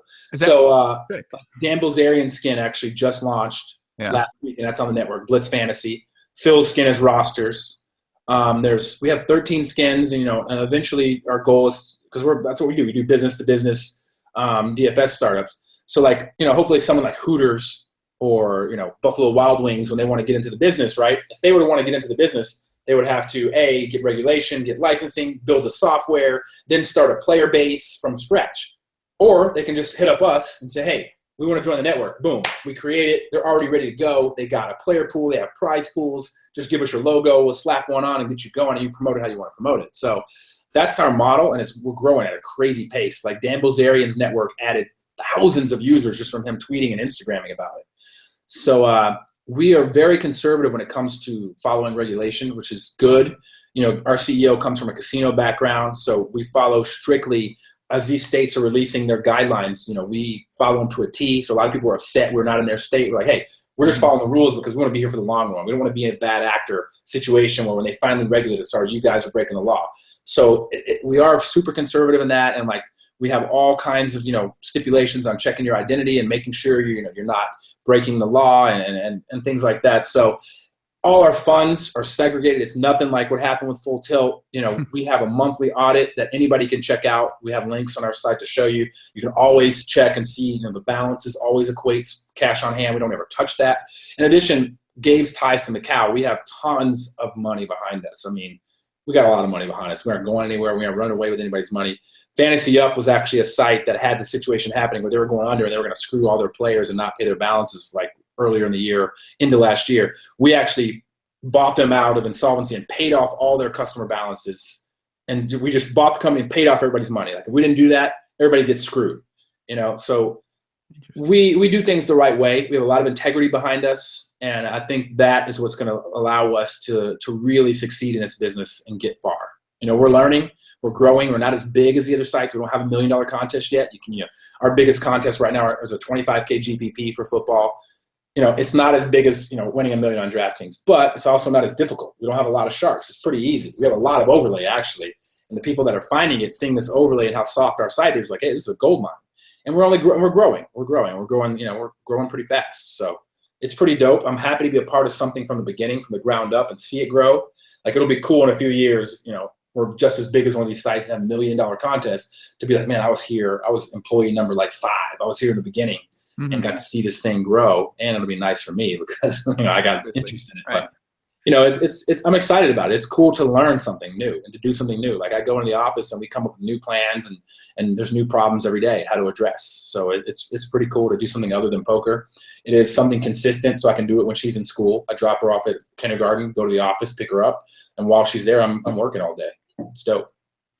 It's interesting. Yeah, I just did the Daily Fantasy Sports Week here on the podcast a couple weeks ago, and I was telling my office, I'm like, we missed the ball. I'm like, we should have sponsored this week. We should have, we should have done something. But I didn't know about it until it was already in flow. Yeah, that probably have been smart idea. But now a lot of the daily fantasy sports sites have been getting in touch with me about trying to do things. I think I might do something with Roto Grinders for because they're kind of like the biggest. Like I don't know what exactly I even call them. What do you call Roto Grinders? Really, it's like a forum. It's like everything. Content provider, tool provider, community. I mean, we work with them extensively. They're one of our biggest affiliate partners. We just call them a community. I mean, that's what they are. But they have tools, they have content, videos, articles. Yeah, I like Roto Grinders a lot. I like. I played the second. I never played GBPs. I never was a tournament player. I just played a lot of the heads ups and. You just did well last weekend, though. I saw something though. Yeah, right? I played one tournament. I was like, all right, so I've been using some Fantasy Lab software that I podcast guest Jonathan Bales. It's his company they do. So I used their software. He got me set up on the site. Second week playing GPPs, and I got third in like an 11.5 thousand person field or entry field or whatever. So I'm like, well, this is just like ridiculous. It's just, come on. It sucks for me because I've never got to play I have never gotten to play DFS other than I played one golf contest on DraftKings like years ago. Somebody's like, you got to play this golf contest, $1 million, $5. You can just throw a lineup in. You just got to do it. So I did it, didn't win, was like, whatever. And then now that I'm here, I can't play because of an operator. When you work for a company, you can't play, but also because it's just not it's not legal in Vegas yet. So I've never gotten to play. And now I'm just like dying because I want to try it. It seems so fun, just like watching, these results. Now that I work for the company, I'm exposed to it. I'm like, God, I would love to be able to do this. Especially if you come from like a poker background with a poker mindset and you understand like even tournaments. I think these GPs tournaments it's a little bit different in terms of strategy and approach with the players, but I feel like somebody like yourself would probably really enjoy them. You'd be. It seems. This is my first year ever playing season-long fantasy football. Really? I'm in a league. I'm somehow in a league called the Chicago Lawyers League, and it's me and my friend Bob and his father and 9 lawyers in Chicago, like super successful lawyers. Oh, you're in Chicago. Kind of cool. And it's weird because they basically had a spot filled and they hit me up. My friend Bob, he's like, hey, me and my dad, I don't know if you want to make a team in this league. And I was like, fuck it, why not? Like, let's just try it. But I remember I did play season-long fantasy baseball once in my life. And it was the year Barry Bonds hit 73 or whatever. Was that 2001? Yeah, something like that, yeah. And it was funny because I was in an office and everybody was playing and they were like, you want to join this league? And I was like, sure. And it was a daily transaction league and it was baseball. And I remember that baseball season was the worst season of my life because I won the league, but I won the league not because I was that much better than everybody, because I just did nothing but scour stats, make trades all day, pick up unknown. Like I took it so seriously that nobody else was taking it seriously. It consumed me. Like all I would do was like look at lineups, watch games. Like that whole season, I was fucking obsessed to the point where I couldn't live my life. And when that season was over and I won, I was just like, I'm never doing this again because like I can't half-ass something. Like I can't just like take it easy and have fun with it. I have to go crazy with it. So I swore off fantasy sports and I jumped in this football league this year and I happen to be 2-0. But it's kind of hard. I'm lucky that it's not like baseball. There's games every day. So there's something every Sunday and there's so much you can do. But I'm a little into it and I'm excited by it. All I think about is, oh man, I have Gronk on my team. Like right now I'm like, is he playing or not? Like I keep looking. I'm like, I need to fucking know if Gronk's playing. Do I put him in or not? Like, I can't wait for tomorrow's game. It's tomorrow night, so I get to find out. But no, I love it. It's fun. It's like, man, if DFS is like this, I wish I could play. I'm sure you'd be a little bit spending a lot of time on DFS then. It seems that way if you could play it, because essentially you can work as much as you want to prepare for Sunday. You can scour sets and look at all sorts of different things for Tuesday, Wednesday, Thursday, Friday, Saturdays. You can spend all your time doing it, looking at players, going through things on this site, this software. It can be a little time. I mean, especially you watch basketball. Are you into basketball at all? That's my favorite sport. I love basketball. I watch it a lot. I don't play fantasy, but I just love to watch it. I don't really bet much. I just love the game. It's the only sport I really played of all the sports. Like I played baseball as a little kid and I played football, but I played basketball up until like my sophomore year of high school. Like I played every day in the neighborhood because we had hoops. Everybody played. I mean, I just love basketball. It's my one sport that I'm not good anymore. It's like I'm old and my knee doesn't work. One of my knees doesn't work, but I enjoy watching it. Yeah. I mean, I don't know. I'm similar to your age, but I still play a lot. I actually thought about trying to get back out there. I haven't touched a basketball in like 10 years, so I don't know how awful I would be, how out of shape I am. I have asthma. I'm getting fat. You know, I'm like, I would probably be terrible. It's only gonna get harder and harder, though, man. It's only gonna get tougher and tougher as you get older, and your body starts not used to moving around, and you're. I'm waiting for new robotic body parts to come out. You know, I figure if I can live until that starts happening and get some new arms and new knees. Honestly, not a bad plan. I mean, it could be. I feel like it could be something that might happen sooner than later. I mean, I know they exist like that now. If you actually lose your leg or you lose your arm. Like the singularity, like is what it's called, like where you start to move like exponentially. Technology like gets better and better and better at a rapid pace to where like eventually we're all just going to be androids and shit, like living forever. I hope not, man. That's what I was thinking. We were talking about that there last night. It's like there's going to be a robot doing the podcast. They're going to be talking with people, talking with other robots for robots to watch and something like that. I don't think robots really need entertainment. I don't know. But yeah, I was actually thinking of I wish I could find a gym that was empty, because I want to like practice, but I don't know why I care what people think. I don't want to practice in front of people, but man, that guy can't shoot for shit.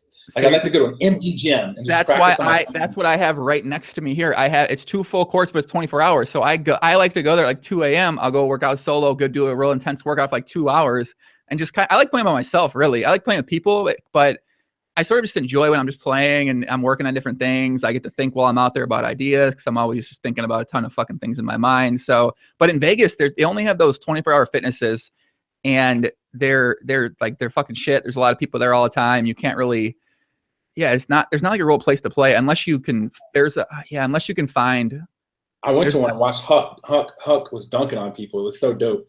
Guy's like 40 years old dunking on people. That's sick. Really? He can dunk still?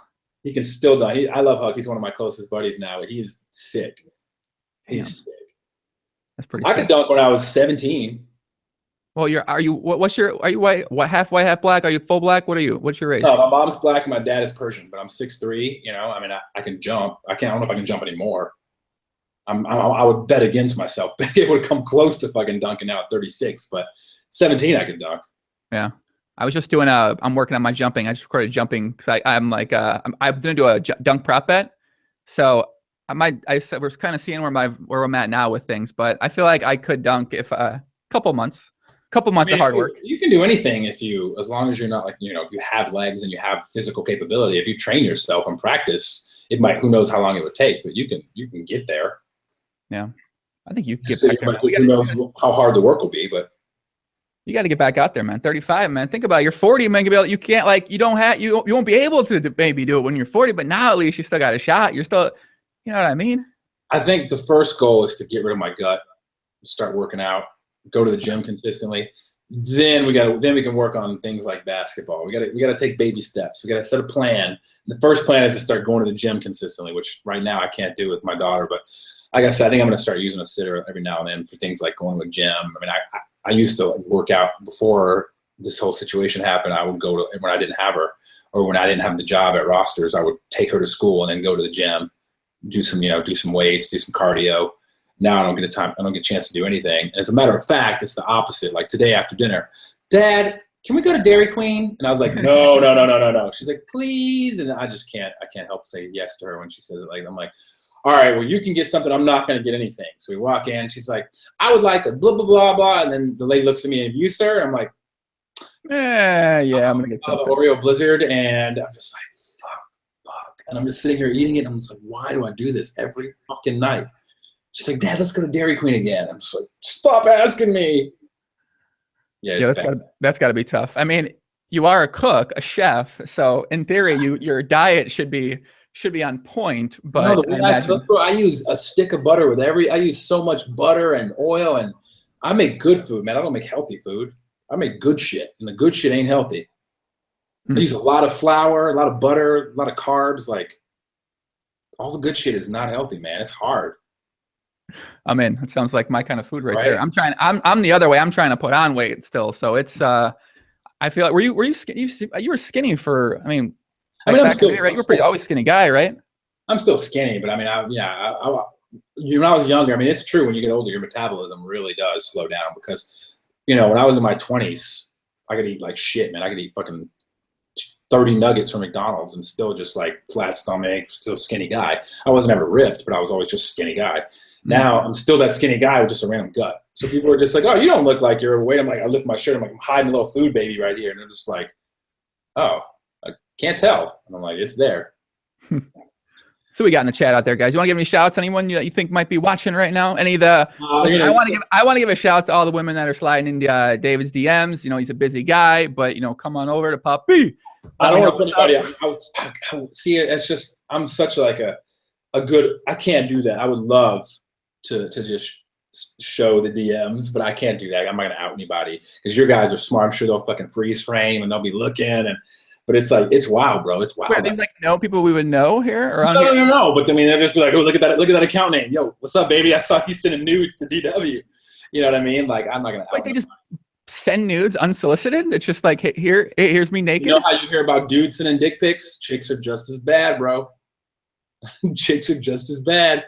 Yeah, I mean, I believe it or not, you know, the poker world's not many women, so I don't get to deal with too many these. Well, that's the thing, right? Poker fans, a lot of them aren't females. It's just the bottom line. Like, so even though I've kind of been known and I've had like, you know, a little bit of D-list celebrity, you don't get that from poker, but from MasterChef, you get it. You get it.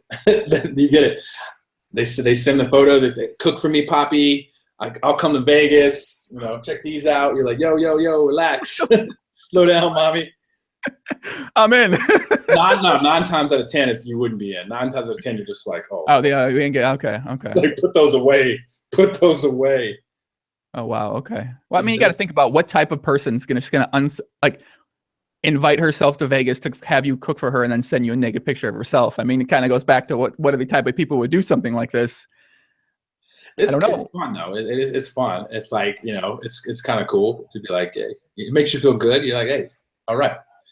Yeah, I think it's a good problem to have if you consider it a problem, which I don't think I do, and I don't think most people would consider it a problem. So no. Oh, give a shout out. You know who'll give a shout out? I know VIFFER's watching. I hope Doug Polk is watching. That I like that dude. You know, I don't really know him very well, but that whole incident that happened that you actually alerted me to watching your tweets. I was like, oh, what's going on over here? I don't normally go to 2+2, but I went to read it.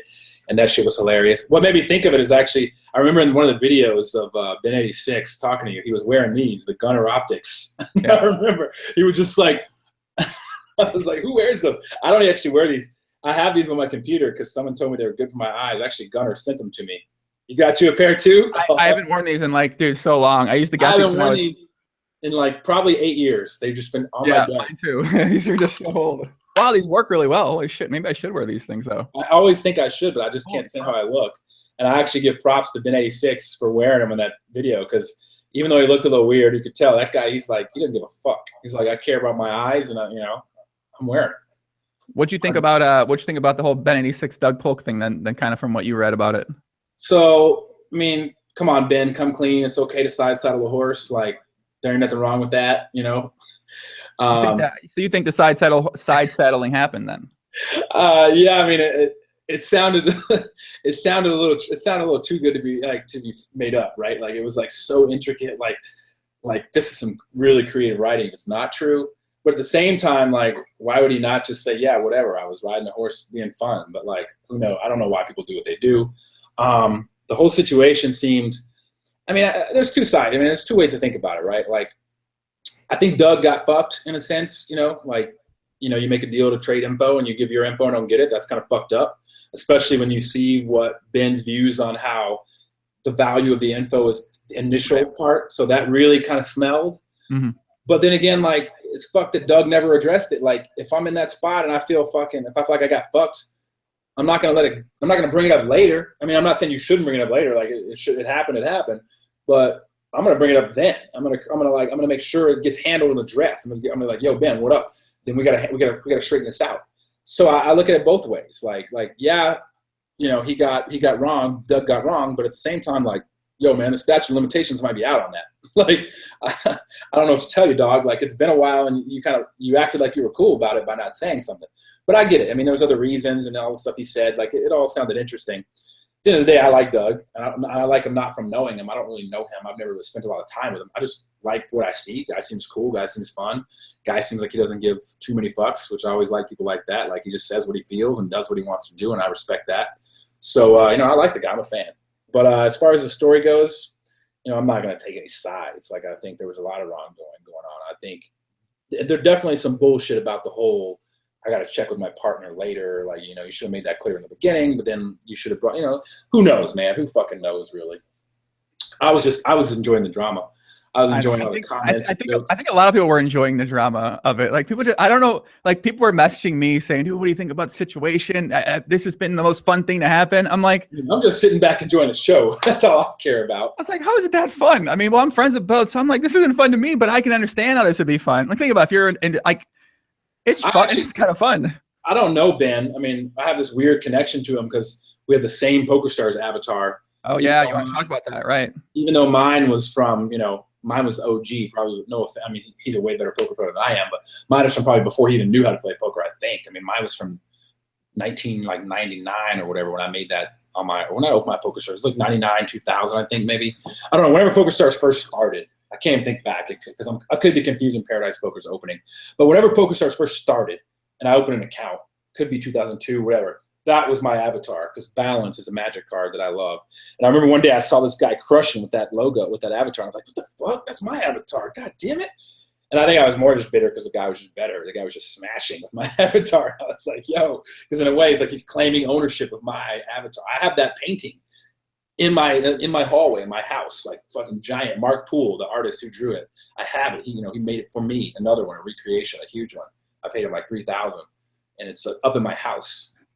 You're like hardcore about this balance, the balance card in Magic. I just like it. I mean, I really like, you know, I mean, I'm all about fairness and justice, even though I like, you know, which is, I think, why I was mad on Masterchef. I just felt that shit wasn't fair. The guy had no basket. Like, it wasn't like what the intention, the spirit of the contest was. But, like, I just truly believe, I like when justice rings true, man. It just, you know, when things happen like they're supposed to happen, I feel good about it. So I just like with balance, you know, it's the night with the scales and, you know, serving out justice.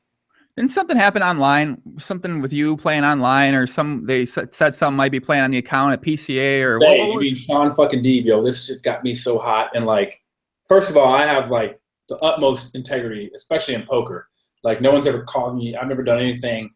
And like, the bottom line is, and this is the short version without all the stupid details that don't even really matter. PCA, I think 2 years ago, I was there. I always room with Noah Boken. He's like one of my best friends forever through Magic. And Jared Blesnick, and it's weird because I don't want to be rude and say he's not my friend because he's a friend, but he's not a friend like I talk to. Like, I haven't talked to fucking Jared in forever. He was at the World Series and didn't even text me back when I asked him if he wanted to take a piece in like the 100K. You know what I mean? Like, he's a friend, but not a friend. You know, he's like, I don't keep up with the guy. But at the time, he had a game in New York. He had a private game in New York, a PLO game that was fucking juicy. And I had been playing in it for a while. And the reason I got to play it is, you know, he didn't want good players in his game. He only wanted the suckers in his game, and I was action. But I gave him a piece. Like, you know, I get to play in your game. You can have a piece of me in your game. He's like, okay, you can play in my game.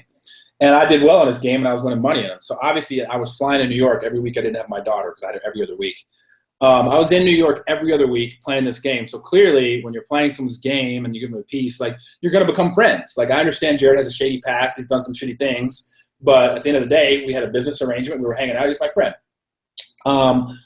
He was, you know, I'm not one to say if people aren't better than me at poker. They are. He's better than me at poker. He was better than me at PLO. He's better than me. He was helping me with PLO. Like, we would talk after the sessions. Since he had a piece, he obviously wanted me to do better. I wanted to get better. He would bring up hands, you know, later in the night, like the next day, he'd be like, okay, remember this hand? You should have done this. He would just tell me different things. And he was good at triple draw from what I've seen. You know, he talked, and I've seen him in Vegas, and he was good at triple draw. So I was like, hey, I'm going to be in the PCA, and I want some lessons. I want you to kind of sit with me and help me and tell me what I'm doing wrong and give me some advice, get me better. You know, I want to win some money. I want to beat these fucking guys who play high stakes. He's like, all right, I'll come by. So the first day there, he came to the villa. This was 2 years ago, so I'm just trying to go slow to make sure I get everything right because I don't want somebody to say, oh, this is not true, you're lying. Like, I'm trying to get it all right, so I'm going to take my time. He came to the villa where me and Noah was, and I was like, hey, I'm going to load up and play. And I had like 30,000 on my account. And I'm like, I'm going to play some triple draw. And I've played triple draw. I've played high stakes. That's what pissed me off when Sean Deeb was like, you're playing stakes you've never played before. I'm like, I've played them on full tilt just because everybody didn't know my account name back in the day on full tilt. I played high stakes. I didn't win. You know, I lost more often than not when I played high stakes. But I fucking played high stakes. I go on runs. So he comes to my room, and Isildur was sitting at triple draw. And I like him, but I was like, this guy fucking sucks at triple draw. He sucks at limit games. I was like, I'm going to fucking play him right now. And I'm like, Jared's like, yo, you can't beat him. I'm like, fuck this guy. I'm like, it's not no limit. I can beat this guy to limit poker game. I know how to play fucking triple draw. I played fucking more hours of triple draw than he's probably played, at least live, but maybe even online at the time. This is what I'm saying. Whether it's true or not, whatever. I'm just, ego's involved. So I'm like, Jared, you sit here, and if you see anything or you have any advice, help me out. I'm going to fucking play. So first of all, it's a fast-paced game. If you know, I mean, heads up, triple draw, we're clicking. We're not sitting here. There's not pauses and debates on these hands. And there were times where Jared's like, nah, you should fold. And I'd be like, nah, I want to call. Like, obviously, ego comes into it a lot. And most of the time when we disagreed, I went with my own self unless I truly didn't know. But most of the time I felt like I know. And after the hand, he might be like, see, I told you. I'm like, okay, you're right. So I go on this run, and I fucking destroy him. I win like 300,000. And the internet's going nuts. Like, oh, the rug doctor. I remember seeing some tweets, and Jason Mose said something. I actually liked the guy. Like, oh, you're playing. Someone else must be on his account. It's not him. Which is kind of insulting because it's like, oh, okay, so like, A, it's a small sample size. Like, you're basically trying to say it's impossible for me to have a win. Like, I could see if this was going on over the whole week. But, like, literally, it was the first day, smashed them. Of course, everybody goes nuts the first day. Like, it's not DW. It must not be DW, which it is. I'm there. But then all that dies when over the course of the rest of the PCA, I lose it all back. And all of a sudden, it dies down. Like, oh, okay, lost it all back. It must be him. Like, which is a little fucked up. Like, oh, so it's not me when it wins, but when it loses, okay, it must be him. But towards the end, Jason Mercier, good friend of mine at the time, I don't know if he might be mad at me now based on this whole Sean Deeb thing. Me and Jason were close from Team Poker Stars when I was with Poker Stars. Mm-hmm. I was playing, somehow basically he sat with me. I don't remember the whole situation, but it ends up being like me, him, and another guy three-handed one night toward the end of when I'm losing all this money back, and Noah was in the room just shaking his head like, you fucking don't know what you're doing. I can't believe this. So anyways, I'm losing it all back. And Jason's basically like says something like, Jason tries to play me heads up, which at the time was a little weird to me because it's like we were pretty cool boy, we were boys, and it's like almost kind of like, all right, well, if you think I'm kind of a sucker, but you're my boy, you could say it, whatever. It's not something I would do, but like I didn't fault him. But anyways, he's like, you want to play heads up? And I was like, fine, we can fucking play heads up. Knuckle up, let's go. So we play heads up, and he busts me he beats me for like 50. I'm like, send me another 50. He's like, is it really you? I'm like, call me on my phone. He calls me on my phone. I'm like, yo, it's me. Beep, beep. You can hear my computer. He sends me another 50. Then I end up beating him out of 100. And he's like, all right, I'm going to bed. So he goes to bed. I stay up. I end up fucking around playing like 1K, play some mixed game. I lose it. I fucking lose it. Whatever. Next day, he like texts me. He's like, yo, are you okay? Why are you playing so big? And I'm like, because I'm a fucking degenerate. I mean, I started with 30, ran it up on Isildur, and now I'm just, trying to get back to where I was and, whatever. He's like, you never play that high. I'm like, well, yeah, I ran it up. I started at smaller stakes, and as I started to win, I'm sure you've heard of people doing this. Like, as you win, and if you want a hot run, you keep kicking it up. And he's like, all right. I'm like, if you'd like to play live, I can meet you down. I can come down to the PCA. We can play triple draw live, and you can, I can just cash out of the PokerStars bank. We can play live if you want to make sure it's me. And he doesn't write back. So then it was never really brought up again. I think he realized when I was like, I'll come down and play live then. Let's just play live. Like, I think he realized, whatever. It's probably Dave. Like, he gave up. I never heard about it again. Like, to me, it was a non-issue. Like, to me, it was like, oh, a few people made a stir on the internet. Like, oh, it must be someone else on his account. Which, first of all, someone said it must be Blesnik because he has a reputation for that. Which, yeah, he was in my room with me. But first of all, he plays PLO. Like, that's his game. Like, if he wanted to play on my account and fake as him, why would my account – he would take my account and play fucking PLO, right? Why would we play triple draw, mixed games, horse, 8-game? And then if you look back when PokerStars was here, what I played most was 8-game. I played the 400, 800, 8-game all the fucking time before PokerStars left America. That was what I played. And that's where I ended up losing all my money back after I ran it up on Isildur. So it was never really brought up or mentioned again, because I think people realized whatever, it was a non-incident, like probably was him. But then all of a sudden, like a few months ago, or sometime in the summer, I made a comment to Deeb. I think Deeb said something about Blesnik and Johnny Bax. And like, I don't even know what it was. I can't remember what it was. But I just said something to Deeb like, I think Bax and Jared are friends based on my interactions the previous year. Johnny Bax was coming to Jared's game in New York. Johnny Bax was playing. Johnny Bax was friendly to Jared, to meet everybody in the game. So I thought they were friends. Like, why would Jared invite somebody who wasn't his friend to his game? So I strictly said, like, I think they're friends. He plays in his game. And then Deeb's like, you would be defending a cheater who plays on your – like, Deeb just, like, went nuts. When I wasn't even, like, defending him. I was just literally saying I think they're friends. Like I was just adding a point of information. And then I kind of went off on Sean, and I ended up texting him. I was like, yo, don't fucking ever get on the internet and try to fucking shame me and call me out on something you have no idea what really fucking happened. You have no idea. And he's like, what was going on? I'm like, I was getting some coaching, if you want to call it that, some advice from a friend sitting next to me. I was like, if there's anything wrong, like how many times have you been in a, not you particularly, but people playing online on PokerStars, oh, fuck, hey, what do I do? I got aces. You know what I mean? You talk to your friends in the room. People talk to people in the room. Right. Like, there's no rule. You cannot speak to someone in the room with you and, like, talk about a hand. Like, if there is, I've never seen it. No, it's not. It's actually not. You can have someone sit next to you and play with you. It's not, I know it's not a rule because there's no way to really police it. And, like, right. That's one of the fun things of online poker. I remember, like, when poker was before Black Friday, there would be, like, 8 of us at a house playing on a Sunday, and whenever someone's making a deep run, everybody's huddled around and, like, oh, you got it. You know, everybody's, like, giving advice, fold that, no, play that 3. You know, that's just how it goes. And it's right. like, it wasn't like Jared was on my computer, and it wasn't like I was a robot, literally just saying, what do you tell me to do? And I'll just do what you say. I was playing. He was talking about it. He was giving me some pointers and some advice, mostly after the hand. Mostly I disagreed and would just do what I want to do, like, because there's just too much ego involved. But for then Sean to be like, that's still wrong. And I'm like, bro, how many times did you ever have a fucking horse and they're playing and you'd have their table open and you would be like, you know, what do you got? He's like, don't put me in that. I never did that. I was against that. I'm like, I don't know what the fuck you did specifically, but I'm pretty sure I didn't do anything wrong by having somebody in the room with me fucking talking about hands as I played them or after I played them. But don't fucking try to lump me in with fucking cheaters. And it literally, it pissed me off to the point where I'm not really a fuck Sean Deeb. I'll say it. Like, I used to like the guy. I think he's kind of an ass based on some of the things he's done, but I like a lot of asses. Like, I got a lot of friends that are fucking dipshits. Like, I get it. And I liked him. But for him to try to call me out and try to create controversy and tag me and drag me and shit he knows nothing about, like, he could have texted me and be like, yo, what the fuck's that situation about? He could have called me. He has my number.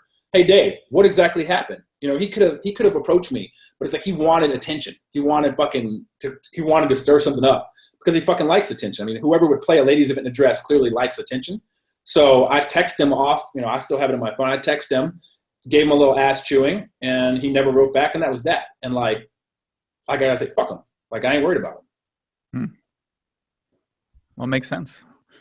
Bang, bang. I guess that makes sense. So I guess that's your only real online experience. I mean, that's how you played online ever since then, or is that sort of? Yeah, I mean, when I go to, like, I'll play Magic still, and, like, if I go to Montreal or if I go to, like, Canada to play Magic, I fucking have to get my PokerStars fixed, and I can't help it.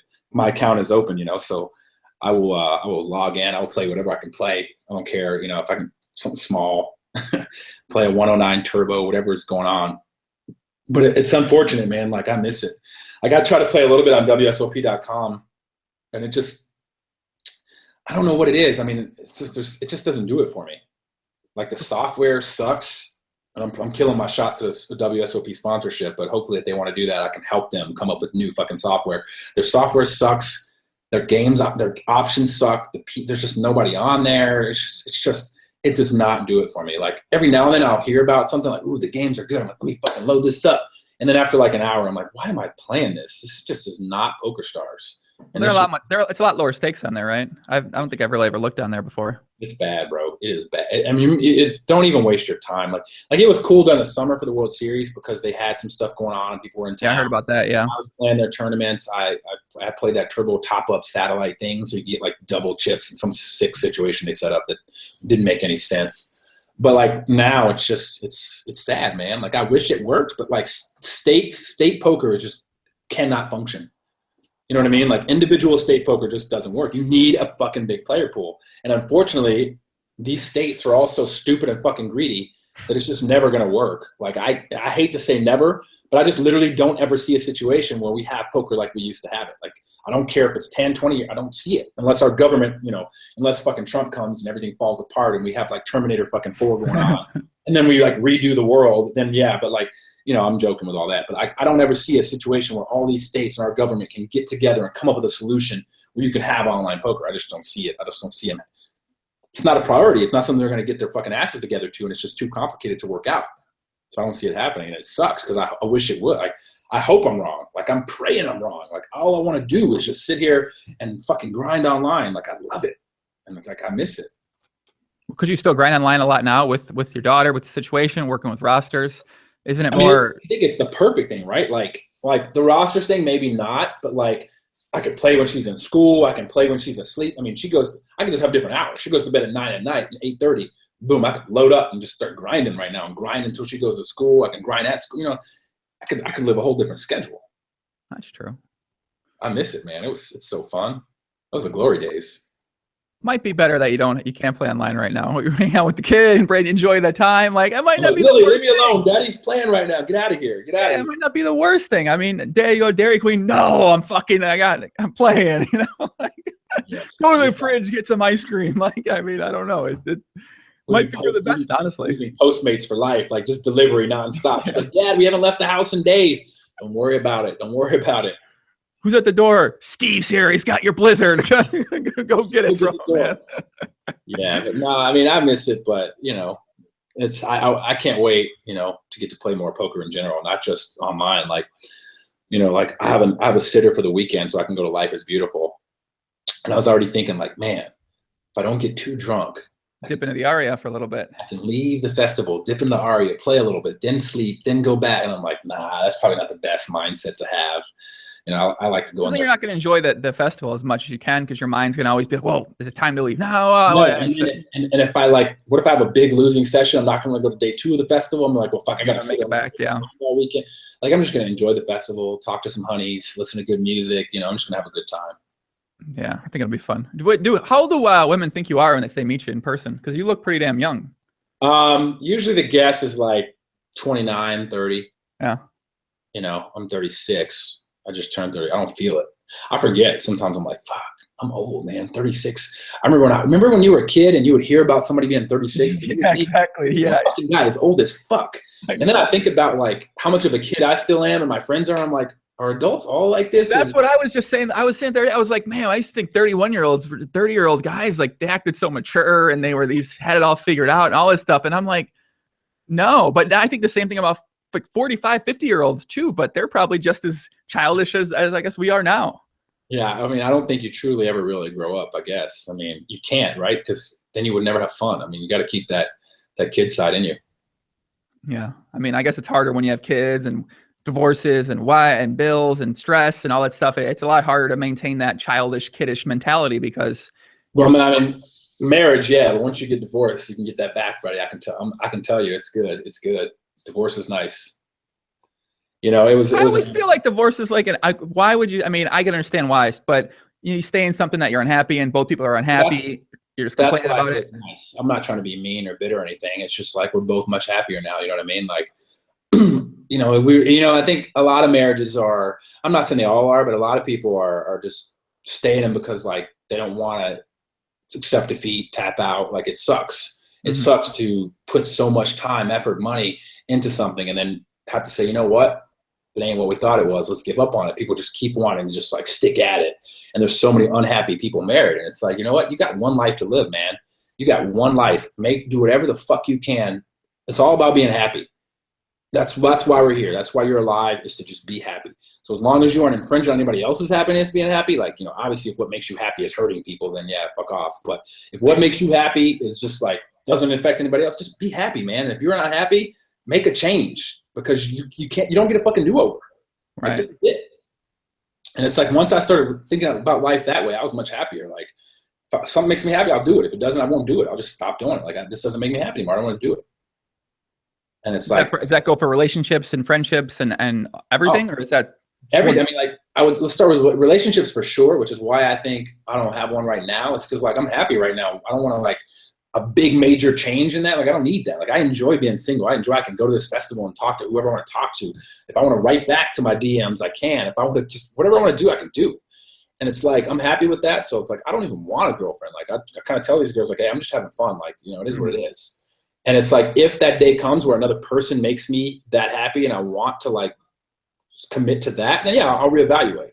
And like friendships too. I used to have, not any specifics, but like people that like, I was like, they don't really make me happy, but they were friends just because like they're my friend. And I was like, the person doesn't make me happy. Like, why would I hang out with somebody or associate with somebody that truly does not make me happy? Like, I'm wasting my fucking time. Like, cut the people and the shit out of your life that doesn't make you happy is the best advice I can give anyone. And just do what makes you happy. not what other people think you should do or what other people say. Just do what makes you happy, man. And that's all good. Like, if what makes you happy is fucking playing poker every day, then do it. You know? Completely agree with you on that one. Stop doing it. I'll tell you that. I know a lot of people that play poker and they hate it. Then don't play anymore. I mean, they feel like they can't do anything else. They feel like they can't, make money, support. What's that? What makes me happy? La Croix? I don't think they call it that. I was reading an article about it. It's from like fucking Wisconsin or something, Minnesota, and it's actually just LaCroix. It's like no French. There's like no French saying to it. I thought that too. I tried to be clever when I first saw it. I was like, "Oh, LaCroix," and they're like, "No, it's just LaCroix." Yeah, makes you feel all grown up here. Guys in the chat, give me a couple questions if you guys got them here. I know, kid. All right, I gotta ask this question, man. I just too many fucking people talked about it. I don't know anything about this stuff, man. So I'm curious. Like a porn or something? Is there you porn? You a porn star before? No, it's. I don't mind talking about it because, like I said, I got no shame, bro. I'm an open book. I don't give a fuck. That's what I felt like. Is they gonna ask him? Like, I'll probably ask him about it. Yeah, I ask everybody everything. Because I get to address it. I mean, there's people who believe what they want to believe and will, not believe me if they don't want to believe me. But it is what it is. 2005, I think, was when kind of this like story broke. Right? Like I remember it. I was playing in the WPT Championship. And all of a sudden, people were like, oh, look at this thing on Never Win Poker, which was like this kind of gossip site back in the day. And they're like, it's you in this movie. And it's like this clip. And I admit, the guy looks like me, but like a lot of light-skinned black guys kind of look similar. And they're like, is this you? I'm like, don't even know what that is. And then it kind of took like built up steam and like kind of like became this thing on like calvinair.com. And people were like, oh my God, it's you in this fucking porn. And like, it got like crazy how out of control this was. And I was just like, what the fuck is happening? But it's like, it's the kind of thing where like, how do you defend and say how do you prove something is not you? You know what I mean? Like you can prove it is somebody by like checking an ID, but I'm like, it's just not me. And like, it is you. I'm like, it's not me. Like, let's just assume it's not me. Then what would I say? It's not me. So like, how would I do that differently? And I'll put it like this, because it kind of had wheels for a while and it died down and people make jokes about it all the time. And it doesn't even bother me because like I say, it wasn't like it was like donkey porn or like bestiality or anything weird, you know what I mean? Like it was somebody fucking having sex, I guess. I've seen foot things. Like I don't really I kind of hate feet. They kind of gross me out, but like I appreciate if a chick has cute feet. Like I like cute legs. I like nice tits. Like I like good women. Mm-hmm. But like it's not anything freaky to be fucking ashamed of. But like here's what I say: if there was some realness behind it, to be on MasterChef, right? The vetting process Fox does is like you've never seen before. It's fucking ridiculous. They have a private investigator and a psychologist. They interview you about all your history in your life. They fucking dig and investigate everything. They interview people from my childhood. Like they do all this because they don't want any scandals popping up for like, if like say you win their show or you're a big thing on their network. They don't want to find out you used to be some child prostitute or you were like, they don't want to find out some crazy history of you. and the funny part is the FBI guy, or not the FBI, the background, the forensics guy or whatever who does the background checks, the private investigator, actually brought that up. And he was like, well, we're going to look into this. So you need to, if it's you, come clean. And I was like, bro, it's not. You can do whatever you got to do. Do your due diligence. And if you come out with something, you let me know. And then they come back and they're like, yeah, checks out. You can be on the show. And I was on the show. So, I mean, that kind of like was a little vindication, even though they don't like make that known. But like, if the situation were me, I would just admit it because I got no shame in my game. Like, I get down in the bedroom. I have a child. I've been in the bedroom. I've had sex before. I enjoy it. I've been with women. I like women, but so no porn, no foot fetish, none of that stuff. Like Everybody. He actually grossed me out up until I would say I've become more of a man. I can appreciate a woman with like nice feet because I don't want a chick with busted toes in my bedroom. But no foot fetish, no porn. Right. I mean, I'm not opposed to it. I'm a father now, so like I can't do it. But if I was like not a father, I mean, I wouldn't have any problems with it. Whatever, bro. I mean, I know what I'm doing. Bang bang. I'm with you on that. I mean, that's always been my backup plan. I'm just gonna make a sex tape with one of the females in poker and put it out there, man. Sell it. Fuck, I think about it. Look at Kim K and Paris Hilton. Billionaires, not literally, but raking in the dough. Millionaires, 100 millionaires, all from sex tapes. That's the key, bro. It could be. What about the other ones that flamed out? Tila Tequila, Farrah Farrah Abraham, the teen mom. I mean, I don't know. Yeah, you're right. I'm glad you asked about it though, because I get to address it. I don't know who's listening and who actually fucking cares, but I mean, it's funny because I was actually this chick I met on a Bumble. I met this chick on Bumble like 6 weeks ago or whatever. We were chatting and it was going good, and then like it was funny because she just goes, "What is this?" And then all of a sudden one of those pictures popped up that people, from that video or whatever, and I was like, okay. I'm like, clearly you've already read what you've read, because you wouldn't just have this image. What's your point? She's like, what's the story behind it? And I was like, there's no story behind it, but I'll talk to you about it. And I explained, what I just told you. And then she's like, oh, okay. She's like, so what are you doing tomorrow? I was like, I see where you're going with this. You're trying to get, your feet licked or some shit. I don't know what's going on, but maybe those are the Twitter DMs that you're getting. They think that you're into it. They think you're a sex god. I mean, it could be, you never know, but also I am. Word spread quickly. One woman hears sex god and they just tell their friends and it goes around. But God, it's a struggle. I mean, I'm sure a lot of people watching out there deal with the same thing all the time. So it's tough, guys. It's definitely tough, man. You might like the Burning Man orgy tent. It sounds like. You ever been to the Burning Man? You have to go on there. I want to go. I want to go so badly, and I've wanted to go forever. And I was gonna go this summer, and my custody thing went down like right before Burning Man. I was like, it's probably not a good idea. When I have my daughter full time, to go to some festival where I probably would participate in drugs, and this is probably not a good look. Like maybe when she's a little older, or if she's with her mom next August, I can check it out.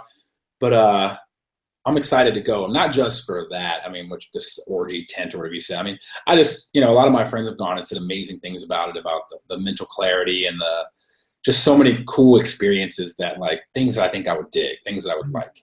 I don't do well on drugs. I've tried them, like I can't even really smoke weed, man. Like I got this thing. I think I'm just so in my head that like whenever because I've tried drugs, I tried them all. I tried coke, I tried ecstasy, I've tried fucking marijuana, nothing in 10 years. But whenever I would, anything, even marijuana, even like to this day, like I tried a hit of a joint like 2 summers ago, and I just get fucking so paranoid and weird and feel like I can't, it's because I think it's because I'm a control freak, and I feel like what's happening to me, I can't stop it if I want to stop it, or I can't control it. And I get so in my head and start thinking about it that it like perpetuates and drives me even crazier. And I literally start to lose my mind and like fucking freak out and cry and think I'm dying. And then finally, whether it's whatever drug, will wear off. And I'm like, I just can't handle drugs. Like my mind, I can't wrap my head around it. You know what I mean? Like I can't just calm the fuck down and enjoy it. I just get so wrapped up in what's happening and that I can't make it stop, that freaks me out in itself. Then I start pondering like the meaning of life and am I alive and what is consciousness? Like I get fucking really weirded out. And I was like, what, drugs are not for me. So that's what worries me about Burning Man. I'm worried if I go to Burning Man. You're describing what Burning Man's about. What is the meaning of life? These like deep connecting conversations and there's drugs. Two things that happen, right? I either go there and I slay that beast and I ride that wave and I figure it out, or I go there and spiral into some fucking really craziness and just like, I can't handle this and now I'm trapped and this is all everybody, you know what I mean? Like, who knows which direction it goes? Because I was reading, I think Dan Smith wrote something about how helping people who freak out or have bad trips, and I was like, "Fuck, that's where I'm gonna be at the bad trip tent." Like, oh, help me, please! Like, what is happening? And I was like, I don't know if I'm ready for this, man. Maybe I just can't handle it. Maybe I can't handle it. I don't know, man. That's that's the therapist about this one. What is she? I can't even smoke weed, bro. It's that fucking bad. Like, I flip out. I don't think everybody I know can smoke a joint.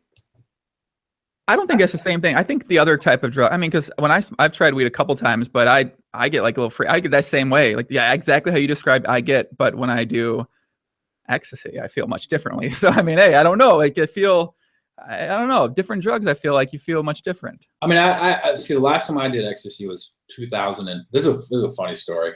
It's going to reveal a lot about myself.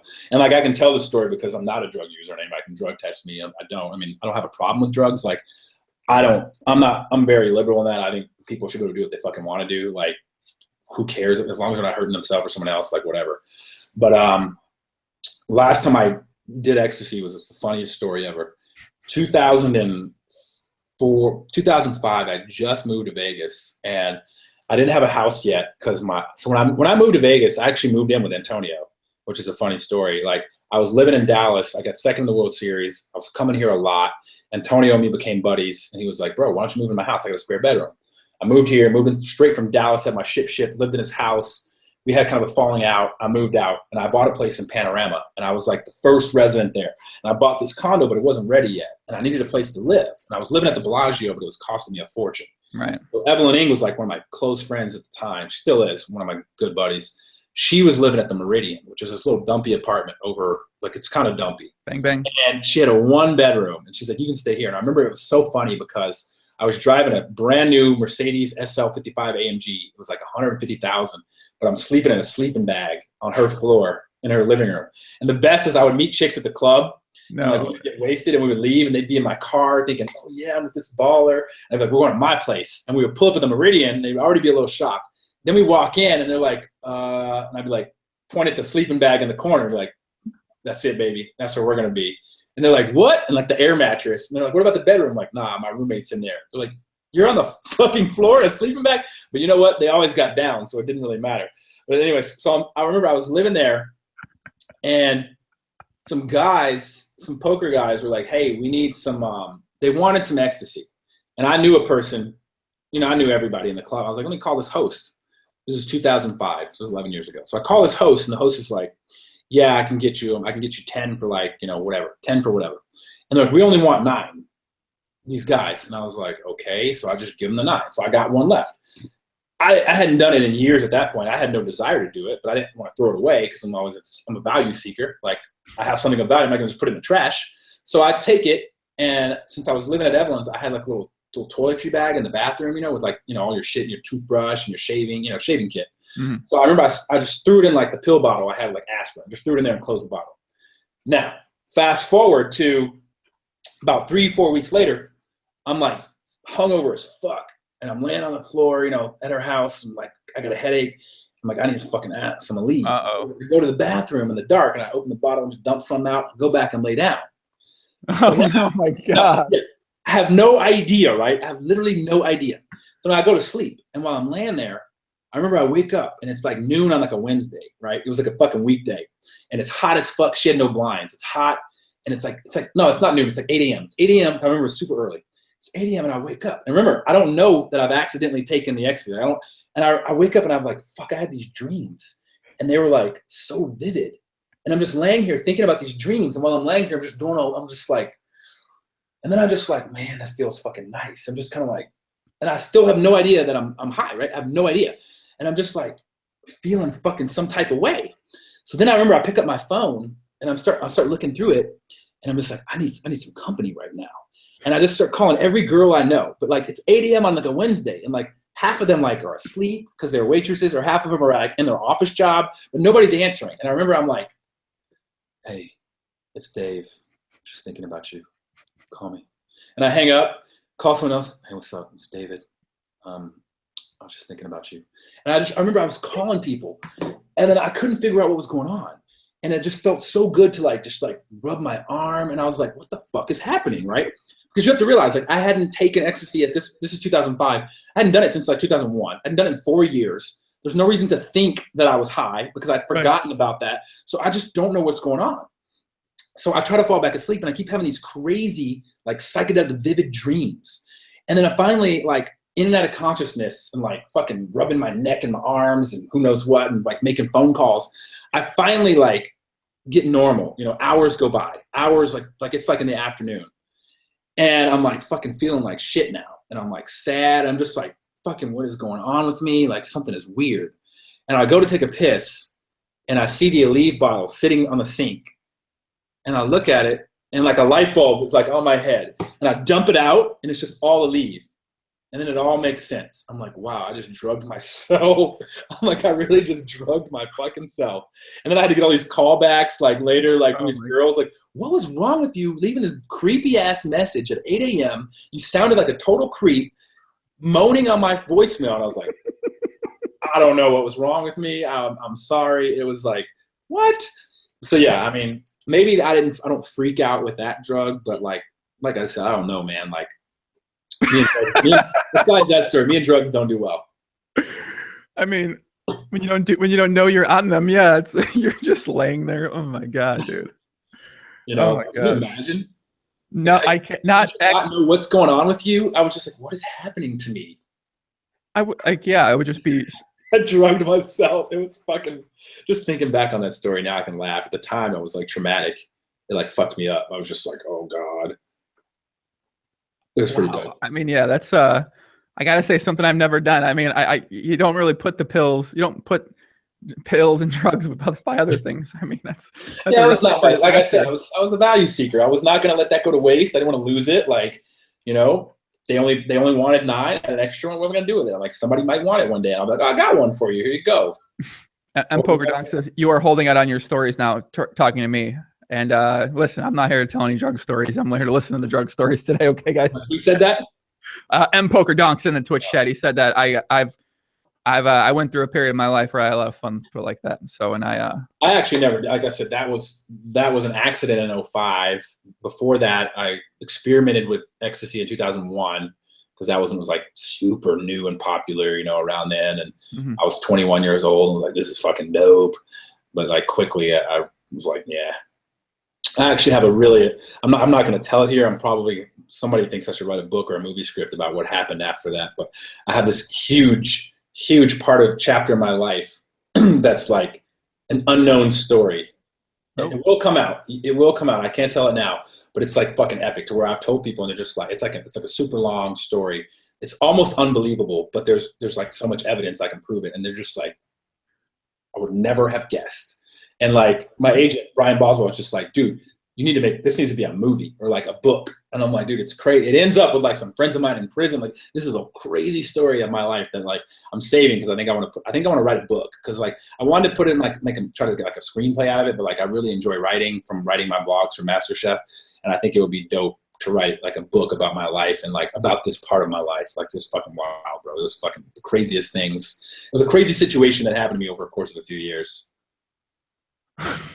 Yeah, I hate to leave you hanging like that. I'm in for the book. I'm in. Count me in. I hate to leave you hanging like that. Nah, it's okay. It's all right. Wait, you're 21? How old were you at this time? I was 21. It involved like the Mexican cartel was involved. Like it literally sounds. I was thinking Mexican cartel was involved. So I don't know. Like, don't ask why. You said jail. I'm like, I feel like there's a cartel involvement. I don't know why I thought that. It is so fucking crazy and like it's unbelievable and it's just like it's a side of me you would never guess. And I'm not proud of it, but it's just an interesting period of my fucking life. And it's just like, wow. You murdered people? No. You were a cartel hitman? No. No one was directly hurt, you know? Okay. I don't hurt people, man. I might hurt their feelings.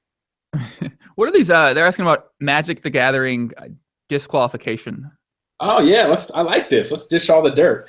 And then this is an easy one. I mean, it's so easy that you can tell the fact that like so in 2001 also. Wait a second. You worked for the cartel as the guy who was in charge. You mentioned people were in prison, so people that were running drugs under you end up going to prison, and you somehow didn't go to prison, or you.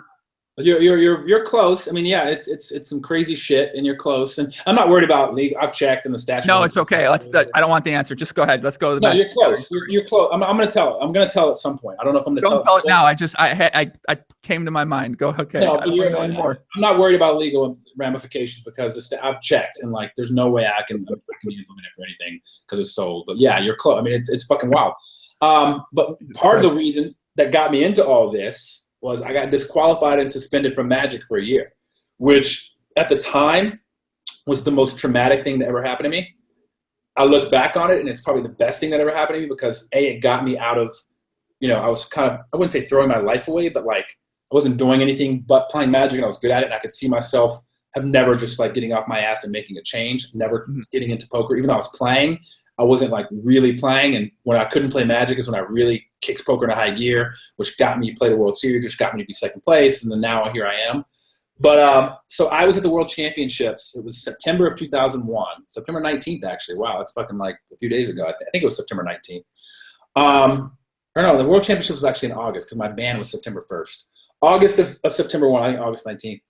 And in the top 8, which is like the playoffs, because you probably don't know how Magic works, right? Mm-hmm. So I'm going to explain it in like layman's terms so everybody gets it. So Magic, you have a tournament at the end of what's the Swiss runs, at the end of all the days, they have standings, who did the best. The 8 people that did the best are in a playoff, like a bracket, like a March Madness 8-man bracket. That's on Sunday morning. With Magic, you bring your own cards, you bring a deck. Like you create what you want to create, you put those cards together, you bring them to the tournament, and you play with your cards. For the top 8, God, I brought my cards. Now, I remember in the morning before it started, so now you play with card protectors, which is like plastic on your cards to kind of keep them. But back then, sometimes they would tell everybody you had to take their card protectors off, and sometimes they would let you, like, I can't remember what it was back then. I think this is right when they transitioned to where they allowed you to use them. Like it was kind of like at that moment, like now you have to use them. You have to have these things on your cards because they keep small. You can't mark the backs. But back in the day, you could not use them. And then at some point they transitioned, like from no sleeves to always sleeves. But at some point it was like gray. So I remember the morning of, I went to the dealers, the people that sell cards. And I went around and was buying a new copy of my deck. So the cards in my 60 card deck, I was buying new copies so that I could have all fresh cards in case I didn't have to play with sleeves. And I remember the card that ended up being marked, all the dealers were out of. So I had to use the same ones that I had, the old ones, with the new ones. So I put the sleeves on the cards, and I specifically went to the table judge before it started and said, here are my cards, handed them off. I said, I'd like you to check them and make sure that the conditions are okay, because I wasn't able to get everything, and some are old and some are new. I don't want any issues. He says, okay, we'll check them. And this is the part that really gives me a bad taste in my mouth, because I feel like they claimed after the fact, oh, we saw they were marked and wanted to see what you would do with it. I'm like, I came to fucking you. Like, I came to you to check. So if I was cheating, you could have just told me, hey, these cards are marked, replace them, move on. But they were like, well, we wanted to see if you would cheat. Anyway, I'm getting ahead of myself. So I come back, they're like, your cards are fine. They're like, start with your match. So we start our match, and it was a really bad matchup. This guy named Tom Vandelo from Netherlands. And the bad matchup is like, he's playing a style of deck that my style of deck has trouble to beat. So we go to the 4th game. He's up, it's best of 5. He's up 2-1. And before the 4th game starts, the judges come in, they're like, stop, we're going to do a deck check. And they take both of our decks and they walk off. And that's when they're going to kind of look through them, make sure everything's kosher, everything's going. And Worth Walpert, who's one of my best friends, he works for the company still. He worked for him, and he comes over.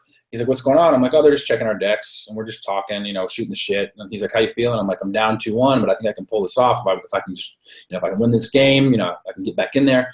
And he's like, man, it's taking a long time. I'm like, yeah, man. I remember this comment. I was like, I go, that's good, because I know nothing's wrong with me, so maybe I just get the free fucking win. Maybe he fucking did something wrong. And I'm like super pumped. Like, it's taken a while, so clearly there's an issue. And I'm thinking, there ain't no issue with me. I'm like, maybe this fucking guy did something. I'm just going to get a free win. They come out. They call me in the back. They're like, why is this card bent? And I'm like, I have no idea why. It's the card I couldn't replace. I'm guessing from shuffling earlier in the week all my other cards and replacing these but not those, it's not the same bent. They're like, well, we noticed in your games you cut to it 3 out of 4 games. I'm like, well, basic logic shows if a card is bent and you just cut, you're naturally going to cut to the bend more often than not. So what you're saying, you can't prove I purposely cut to it, because if it's bent, I'm going to naturally cut to it more unless I'm trying to avoid it. Like, that's just if a magician force cuts you, usually the card has a slight bend, And they're like, well, we don't believe you, why would this card? I'm like, first of all, just from a strategy point of view, and this is something you probably won't get, but I'll reduce it to like easy terms. The card that they're claiming I was cutting to doesn't do anything to help the matchup I was in. Like, if I wanted to cheat, if I wanted to force myself to cut to a card, there are probably 8 other cards I would rather have before I had that card. And in actuality, by putting that card in my hand, I'm reducing the chance of getting one of the cards I really need before it. For those of you watching who know cards, Counterspell, basic Counterspell, costs 2 blue. That's the card I would want most, because his play on turn 3 of Plague Spitter, my deck could not win. If there's a card if he played, I just cannot win, right? I'm glad you explained it the other way, because you're right. I wouldn't understand that. There's a card he could play that if he played it, once it was in play, I had no way to remove it, and I had no way to win. And it's called Plague Spitter. So for me, my only option is to stop it from coming into play. And for me to do that, I need a card called Counterspell. So if I were going to force myself to have a card in my hand, literally the most important card for me to have in my hand is Counterspell on turn 2. So that if he has a turn 3 Plague Spitter, I can always counter it. Because once that happens, I lose. Having the card they're saying I had literally does nothing for me. And then after Counterspell, I would rather have an island, just basic island, because I need to make sure I have 2 islands, because I have a lot of non-islands in my deck. So I try to explain to them, like, if you're going to accuse me of cheating, you have to look at, like, motive. You have to look at, like, what am I trying to accomplish? And they're like, you want to win. I go, yeah, but does this actually help me win? And they're like, well, of course you would say that. That's a likely defense if you're cheating. I'm like, I'm also a smart guy, and if I'm going to cheat, I'm going to cheat well. You're like, it's insulting me that you're calling me a cheater, but you're calling me a bad cheater. Like, if I'm going to cheat, I'm going to cheat well. And they're like, well, sorry, we're disqualifying you. They disqualified me. They suspended me. But they did release a statement, which is still out there. It's like, we had to disqualify David Williams due to marked cards procedure, but he is a great ambassador for the game, and it's an unfortunate situation, blah, blah, blah, whatever. At the time, I hated them. I was so mad and felt like some shady shit went on, which there's some other stuff. The guys who were in charge back then are no longer with the company. Just for example, the guy who had that conversation with me, who ran the tournament Magic, this fucking guy, Jeff Donay, he worked for the company, but yet he was selling boxes, like, under the table to us to draft with, like, for cash in his pocket. Like, oh, he's getting these from his employer, Wizards of the Coast, has these for tournaments. He's like, oh, you give me $100. Here's a box. It's like, the guy's fucking super shady already. The guy's a sketch ball. Right. Something happened here. But, like, everyone who knows anything about, like, everyone in Magic now, everyone knows I'm not a cheater. They invite me to the tournaments. I hype the game. I love Magic. It's the best game in the world. It's better than poker. I mean, it's a fun game. Better than PLO, the great game? It is. I mean, it doesn't have the money. You can't win like poker, but it's a more fun game for sure. It's fucking the greatest game ever. And like I say, they would not align themselves with Wizards of the Coast, the people who make Magic, would not align themselves with me the way they still do if they thought I was a cheater or had a black mark by my name. They understand it was some bullshit that went down. They support me. I support them. I love Magic. And, it never really comes up. I mean, people who don't know anything, like to bring it up, or people who want to try to maybe tilt me will bring it up. It doesn't bother me because it's a good thing that happened to me because it helped me readjust my life. I fucking started playing poker, stopped playing Magic. And I needed that break because now I play Magic for fun, which I think Magic should be played for fun. But it was a good thing that happened. At the time, it was the worst thing ever. But, I volunteered then, I volunteer now. I'll take a lie detector test and go to my grave that I fucking did not cheat or intentionally mark those cards. Like I say, frankly, I'm smarter than that. And if I wanted to cheat, I want counterspell in my hand if I could go back in time. People, Desideratus21 said, I'm going to let that last comment slide because the rest of this interview was GTO. Yeah, he doesn't agree about Magic being the best game, I'm pretty sure. Well, no, if you don't play it or you don't know it, and everybody can have their own opinions. I mean, fucking some people think chess is the best game in the world, right? Ooh. There's people out there that think that.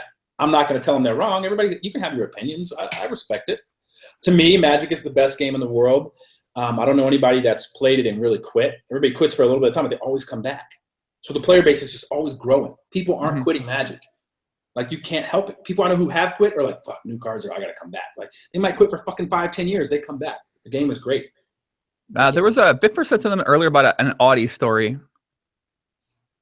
What, my Audi getting stolen or what? I don't know. Well, I mean, I guess that could be a story. He said, tell him about the Audi story or something like that.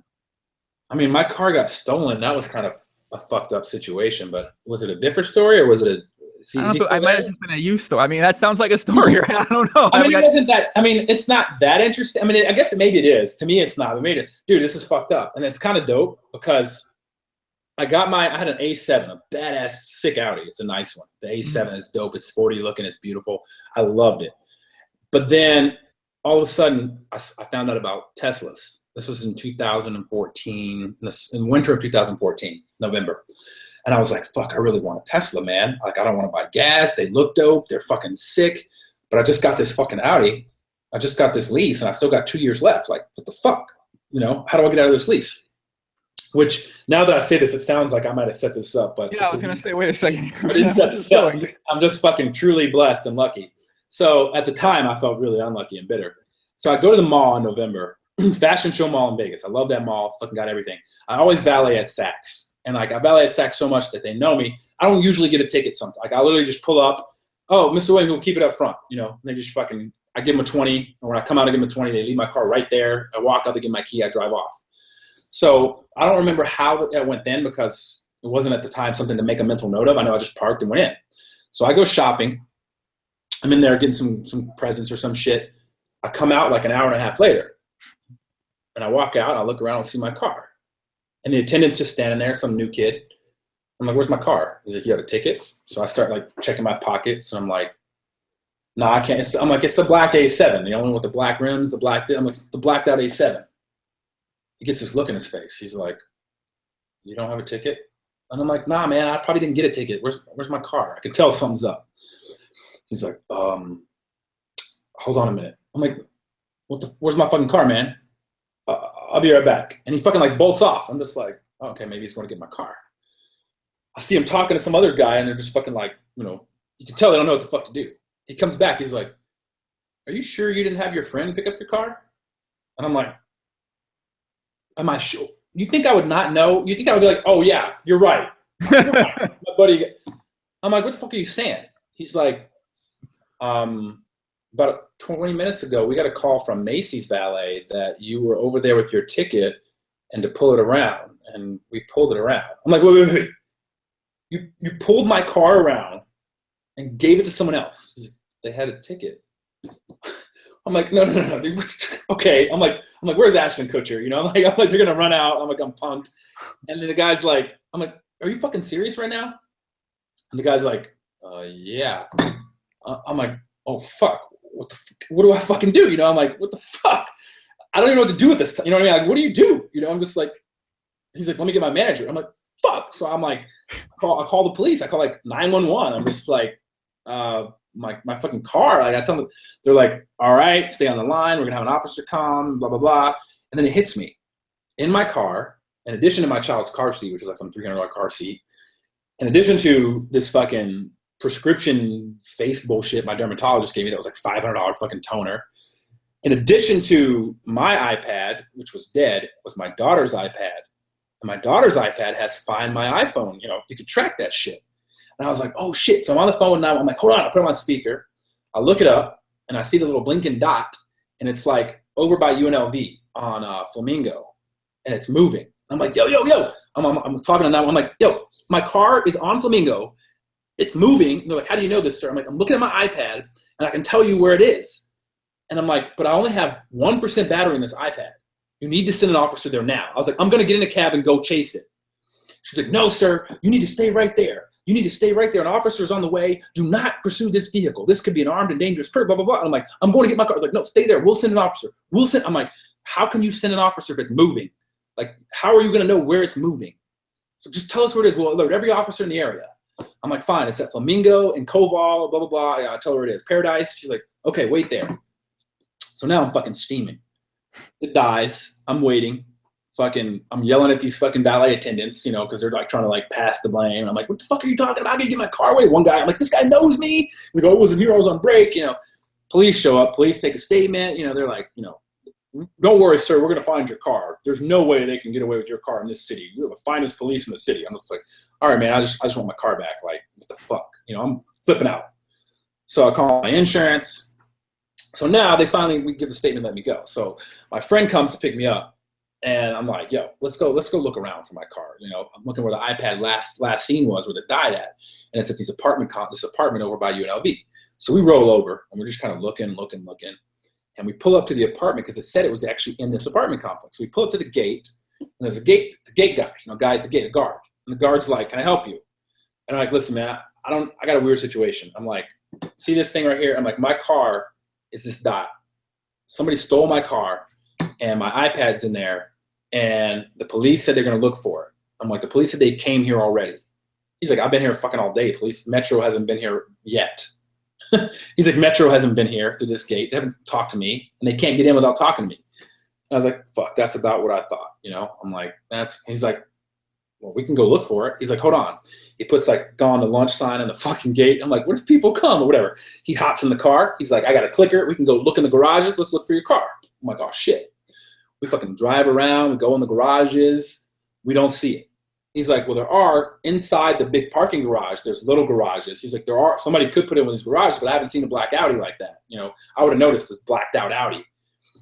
I'm like, well, fuck. My iPad showed it was last year. He's like, maybe somebody got out, you know, with your iPad. Maybe they live here. So I called my insurance, and they're like, well, police is going to find this car.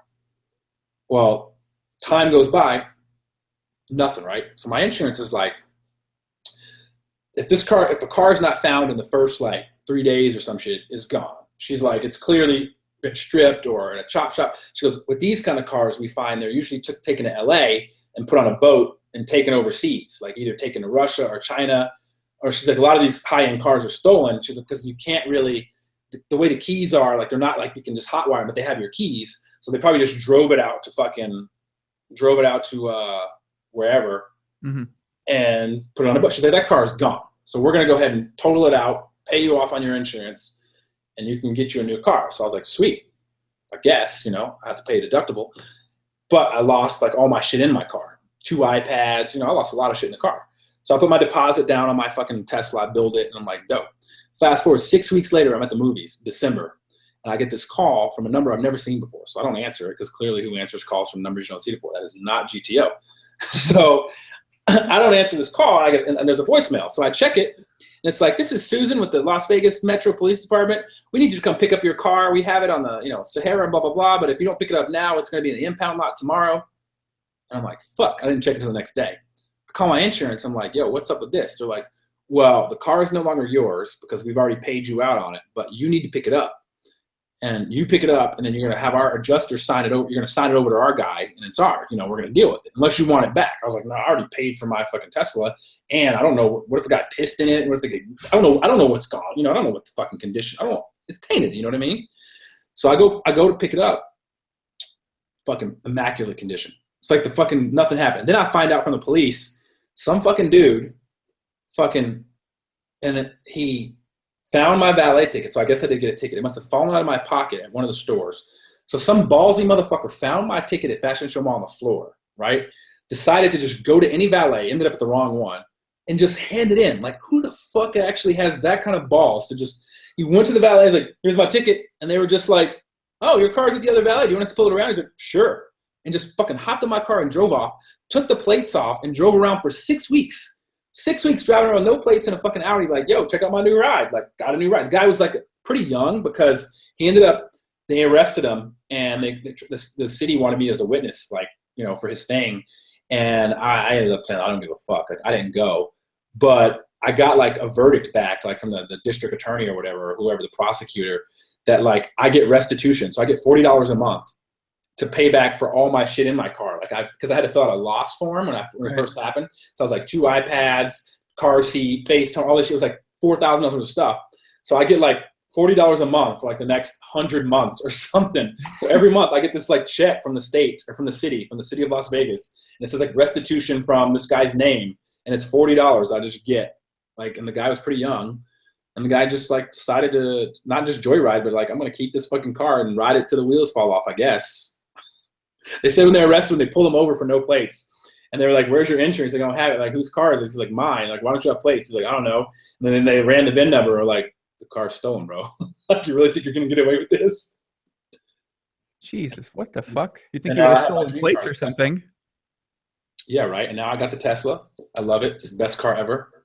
I had a Bentley before. I had a fucking SL55. I had the Audi. It's better than any car I've ever had. Better than cars that were 2-3 times as much. Tesla's the sickest thing ever. Like, it's unbelievable. It's so fast. It's sweet, not getting gas. Like, it's amazing. Wow. Yeah. I know what story VIFFER was talking about, though. Now it hit me. Wait, there's another story involving an Audi? Yeah, when I couldn't find it. I mean, the short version, basically, I got wasted in downtown, and I was about to drive home and realized I was way too drunk. And I valeted at El Cortez Valet, and then took like a taxi home.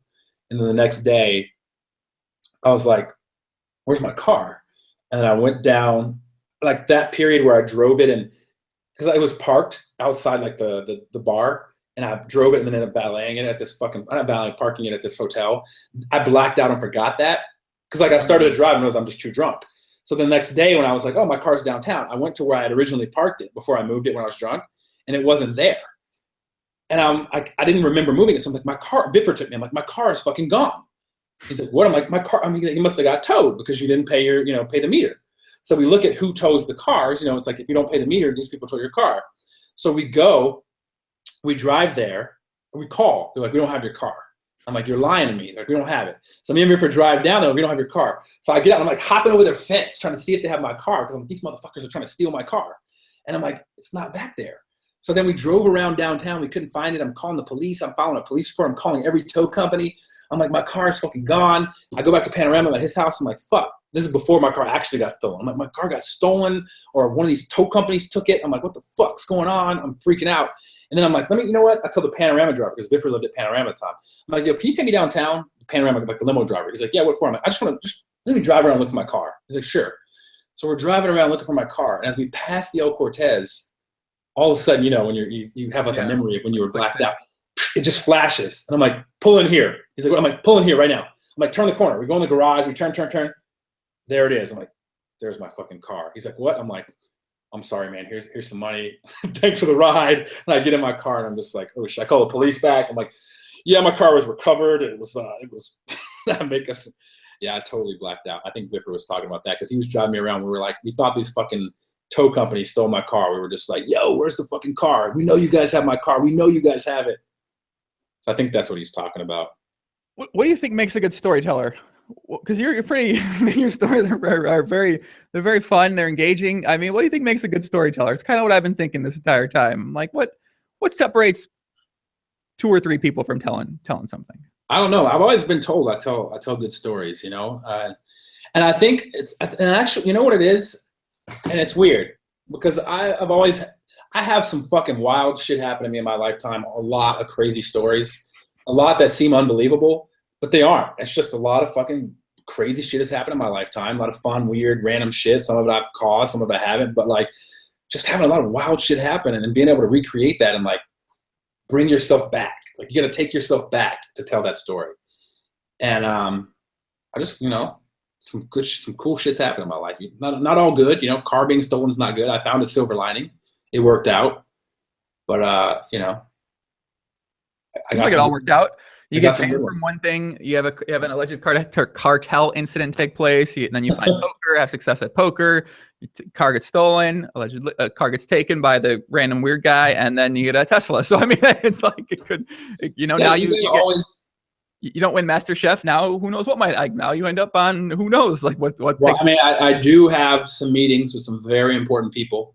Yeah, it's funny because like I was pretty down on the show, you know, how they fucking kind of made me look. Even though a lot of it's, I take responsibility. Like, look, I'm a firm believer in taking responsibility for your actions. This might incite some people, but I'm a Choice Center graduate, just like Daniel. Oh, God. Calm down, chat. Calm down. Yeah. I'm not fucking crazy about it like a lot of people. Like, I'm thankful I did it because it helped me improve personally in a lot of ways. But I'm not the kind of person who's telling everybody else they need to do it. I got something out of it. That's it. I got what I needed. It's kind of selfish to put it that way, but it did. My mother did it. It helped. Now her and my sister talk. They didn't speak for years. Now they're friends again. So there's some good things about it. But I didn't come here to talk about that. But one of the things you learn is taking responsibility for things you do. I take full responsibility for everything I did on MasterChef. Like, I'm not trying to blame anybody. I'm not trying to make any excuses. Like, what you saw were my actions. I did them on my own. Yes, I may have had reasons behind them. Like, when I wrote my blogs, I explained a lot of my reasoning behind my decisions I made. And somebody's like, oh, you're just making fucking excuses. I'm like, no, an excuse would be not taking responsibility. I take responsibility. I'm simply trying to just explain to you what I was thinking and why it happened so you have a better understanding of what's going on in my head as opposed to what you see. I still did it. It still wasn't right. I still should not have walked out and told that producer, fuck off. Like, yeah, I take responsibility, but I'm just telling you what happened. But I still feel they portrayed things highly skewed toward the negative for me toward the end of the season.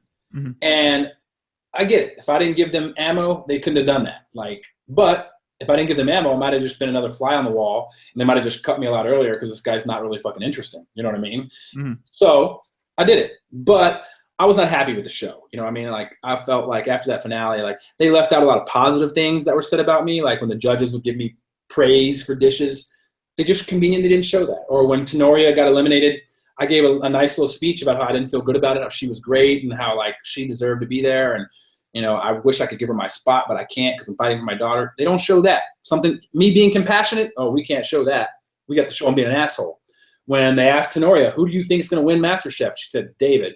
They don't show that, but they show everybody else every other episode. So I was a little pissed off about the show and down on it. But, you know, at the end of the day, I realized I can't really be that mad. You know, it was a cool experience. The reason I bring it up, because I said I had some meetings. So I wrote this blog after every episode. And the reason I started the blog was just to kind of give some insight because I like getting that shit out there, and I felt people would enjoy it. And And it would give me a kind of another platform to kind of like give a deeper explanation of some of the things you saw and what it's like to be on the show. When I started it, I had no idea they were going to edit me to be this supervillain at the end. So that wasn't wasn't like a preemptive strike. It was just, I wanted to just kind of dive in deeper about some things. Well, I got a phone call after my last blog. So my last blog, I really kind of went in on it. The one about, I haven't written a finale one yet. I was going to write that today, but I'm tired. But about the one where I walked out, I went deep, and I kind of went, I thought maybe too far. Like I explained some behind the scenes shit with the producer, and sure enough, I got a phone call. And it was, so Endemol Shine is this company that runs all reality shows, like this big fucking company. Like they're like bigger than networks. There's a fucking they are reality TV. They're TV, not just reality, they're TV. Like they're fucking, I never heard of them, but once you look them up, you're like, wow, they own everything. I get a phone call from one of the vice presidents, and it was like, hey, we read what you wrote. And I was like, oh God, here comes the cease and desist. Here comes we're gonna need you to take that down, or our lawyers are gonna have to have a talk with you. I knew that was coming. And he goes, I just want to say you're a hell of a writer. And we really appreciate, even though you felt like you got the short end of it, at the end, you're like, watch the show, and we've seen how the negative reaction you've gotten on social media, and we're really sorry about that, and we're glad you're handling it well, and we just want to say thanks. And I was like, what? You don't want me to take it down? He's like, you are a talented writer, which this is my first really stint at writing, but it was nice to hear that from him. And then I was like, listen, man, I'll be honest. I'm going to tell you my feelings. Like, I'm a little pissed off. I'm a little hurt. You guys kind of did me dirty. You strung me out there and just left me fucking flailing by myself. Got social media ripping me. You guys haven't called, haven't apologized, haven't issued a statement. Haven't had Gordon say, hey, the guy's a nice guy, leave him alone. You haven't done anything for me. Like, you guys kind of got me out there just like a villain and just said, fuck this guy. And it doesn't feel well. He's like, I'm really sorry about that. I go, listen. I go, no, don't apologize. I go, it's all good. I'm fine being your villain, but gotta make it worth my while. And I'm not talking about some cheddar. I mean, I'll take some cheese too, but I want a show. I'm like, we can work with this. Like, if you're gonna prop me up with this character, this villain, then let's roll with it all the way. Like, let's roll this into some spinoffs. Let's do something else. Like, let's keep it going. I think he was shocked to hear that, because I was like, I don't need apologies. Like, I'm not mad anymore. Like, if we can turn this into a positive, we can get the D-Dub show on TV. Hey, it was worth it. Like, I'll be your villain all day. He's like, oh, really? He's like, well, what do you want to do? I'm like, I got some show ideas. Hold on, let me get my list. And I'm just like, well, idea one. And he was like, I like the sound of that. He's like, let's see if we can set you up some meetings. He goes, listen, meetings are meetings. There's no guarantee where they'll go. I was like, I get it. I know. He's like, literally, it's a long shot. But a meeting is better than no meeting. And a meeting is how you start. And who knows what could come of that meeting? Who knows what whoever has that meeting with you thinks? So we can do that and see where it goes. And I was like, fuck yeah, I'll be your villain. So, nice. I got some meetings scheduled. Who knows where it goes? Who knows? And maybe I'm telling stories on TV. Maybe I'm hosting something. I mean, I don't care. I'll do it all. Bless you. Vice President guy sounds pretty GTO, man. This guy sounds like he knows what he's doing. Hey, he's all about, what he's all about. and I'm all about the same. So it's like, he wants good TV. He wants success. I want success. I'm like, I ain't bitter. Y'all sold me out, but I'll work with you. Let's go. Let's do it. So like I said, who knows where it'll go? I mean, there's no guarantees. I could go have a meeting on the phone. And they just like, nah, fuck this guy. We don't want him. And I go back to being me. I go back to living my life, enjoying it, hanging out with my daughter, having a good life. Or they might say, man, we want to do something else, or we like that idea. Let's come out. Let's film something. Let's do something. And might look back on MasterChef fucking 5 years from now, hosting some show and just be like, that's where it all started. Everybody was hating, but now they all loving. I'm excited to follow along, man. I'm sure a lot of people out there, after they listen to the podcast, I'm sure a lot of people in poker didn't really know too much about you outside of MasterChef or outside of 2004 in the World Series of Poker. I know me personally, like, big reason why I started doing the podcast was I wanted to know about like who the people were, like more about the people, like what kind of personalities they have, like really like just get to know them better. And I was actually, you want to know something funny? This is a funny stat. Brian Boswell told me I was the longest tenured sponsored pro player in poker, because nobody had a period like I had, which is weird to think about. After I got second in the World Series, I was with Bodog, and I was like their face, their main guy, from like 2005 to 2000, I would say 10. And the day my contract ended, the next day I started my PokerStars contract. And I was with PokerStars from 2010 to 2014. So for 9 straight years, there was not one day I wasn't sponsored. And there was not one person in poker who had a stretch like that. Like, nobody had 9 straight years of always having a site contract. It felt like you were longer than on PokerStars. It really did. I just felt like you were with Poker Stars forever. It seems like to me. 10 to 15. So that's still 6 years, right? 10, 11, 12, 13, 14, 15. That's a long time. So from 2005 to 2015, 10 years straight, I was the only person in poker with the deal like that, which is weird because it's like, I'm not bragging. I'm just saying it's weird, right? Like, I'm not fucking Daniel Negreanu. Well, after talking with you, I can understand how it happened. But like, I get it. It's just, it was pretty dope. I was pretty bummed. I definitely get it, for sure. I feel like Bodog fucked up because they really didn't capitalize on me. Like, they didn't really use, it was weird. Like, they paid me a lot of fucking money, like way too much money, like so much money. Like, I look back, I'm like, if I'm the one making the decision, I ain't giving me that kind of money, but I'll take it. But like, they didn't do anything with me. It was fucking weird. Like, they sent me this fucking fat check, and then they just wanted to put Calvin and everything. Like, Calvin's a dope dude. Calvin Air, he's not with them anymore, whatever. Like, Calvin was crazy. The guy came to fucking Vegas, partying like an animal with me. Went to Costa Rica. We're like fucking hanging out with chicks in the hot tub. Like, he was fucking degenerate. He was awesome. But like, they're paying me all this money, and then in their ads, they just put him. And I'm like, people can't relate to this guy. He's not a poker player. Like, put your poker player you're paying fucking 6 figures in your ads. And they just didn't do it. And then when I signed on Poker Stars, Black Friday happened. They kept me anyways, but they didn't really do it. Like, they put us into little things, but they barely. Yeah, they didn't really do much. That's what I was like.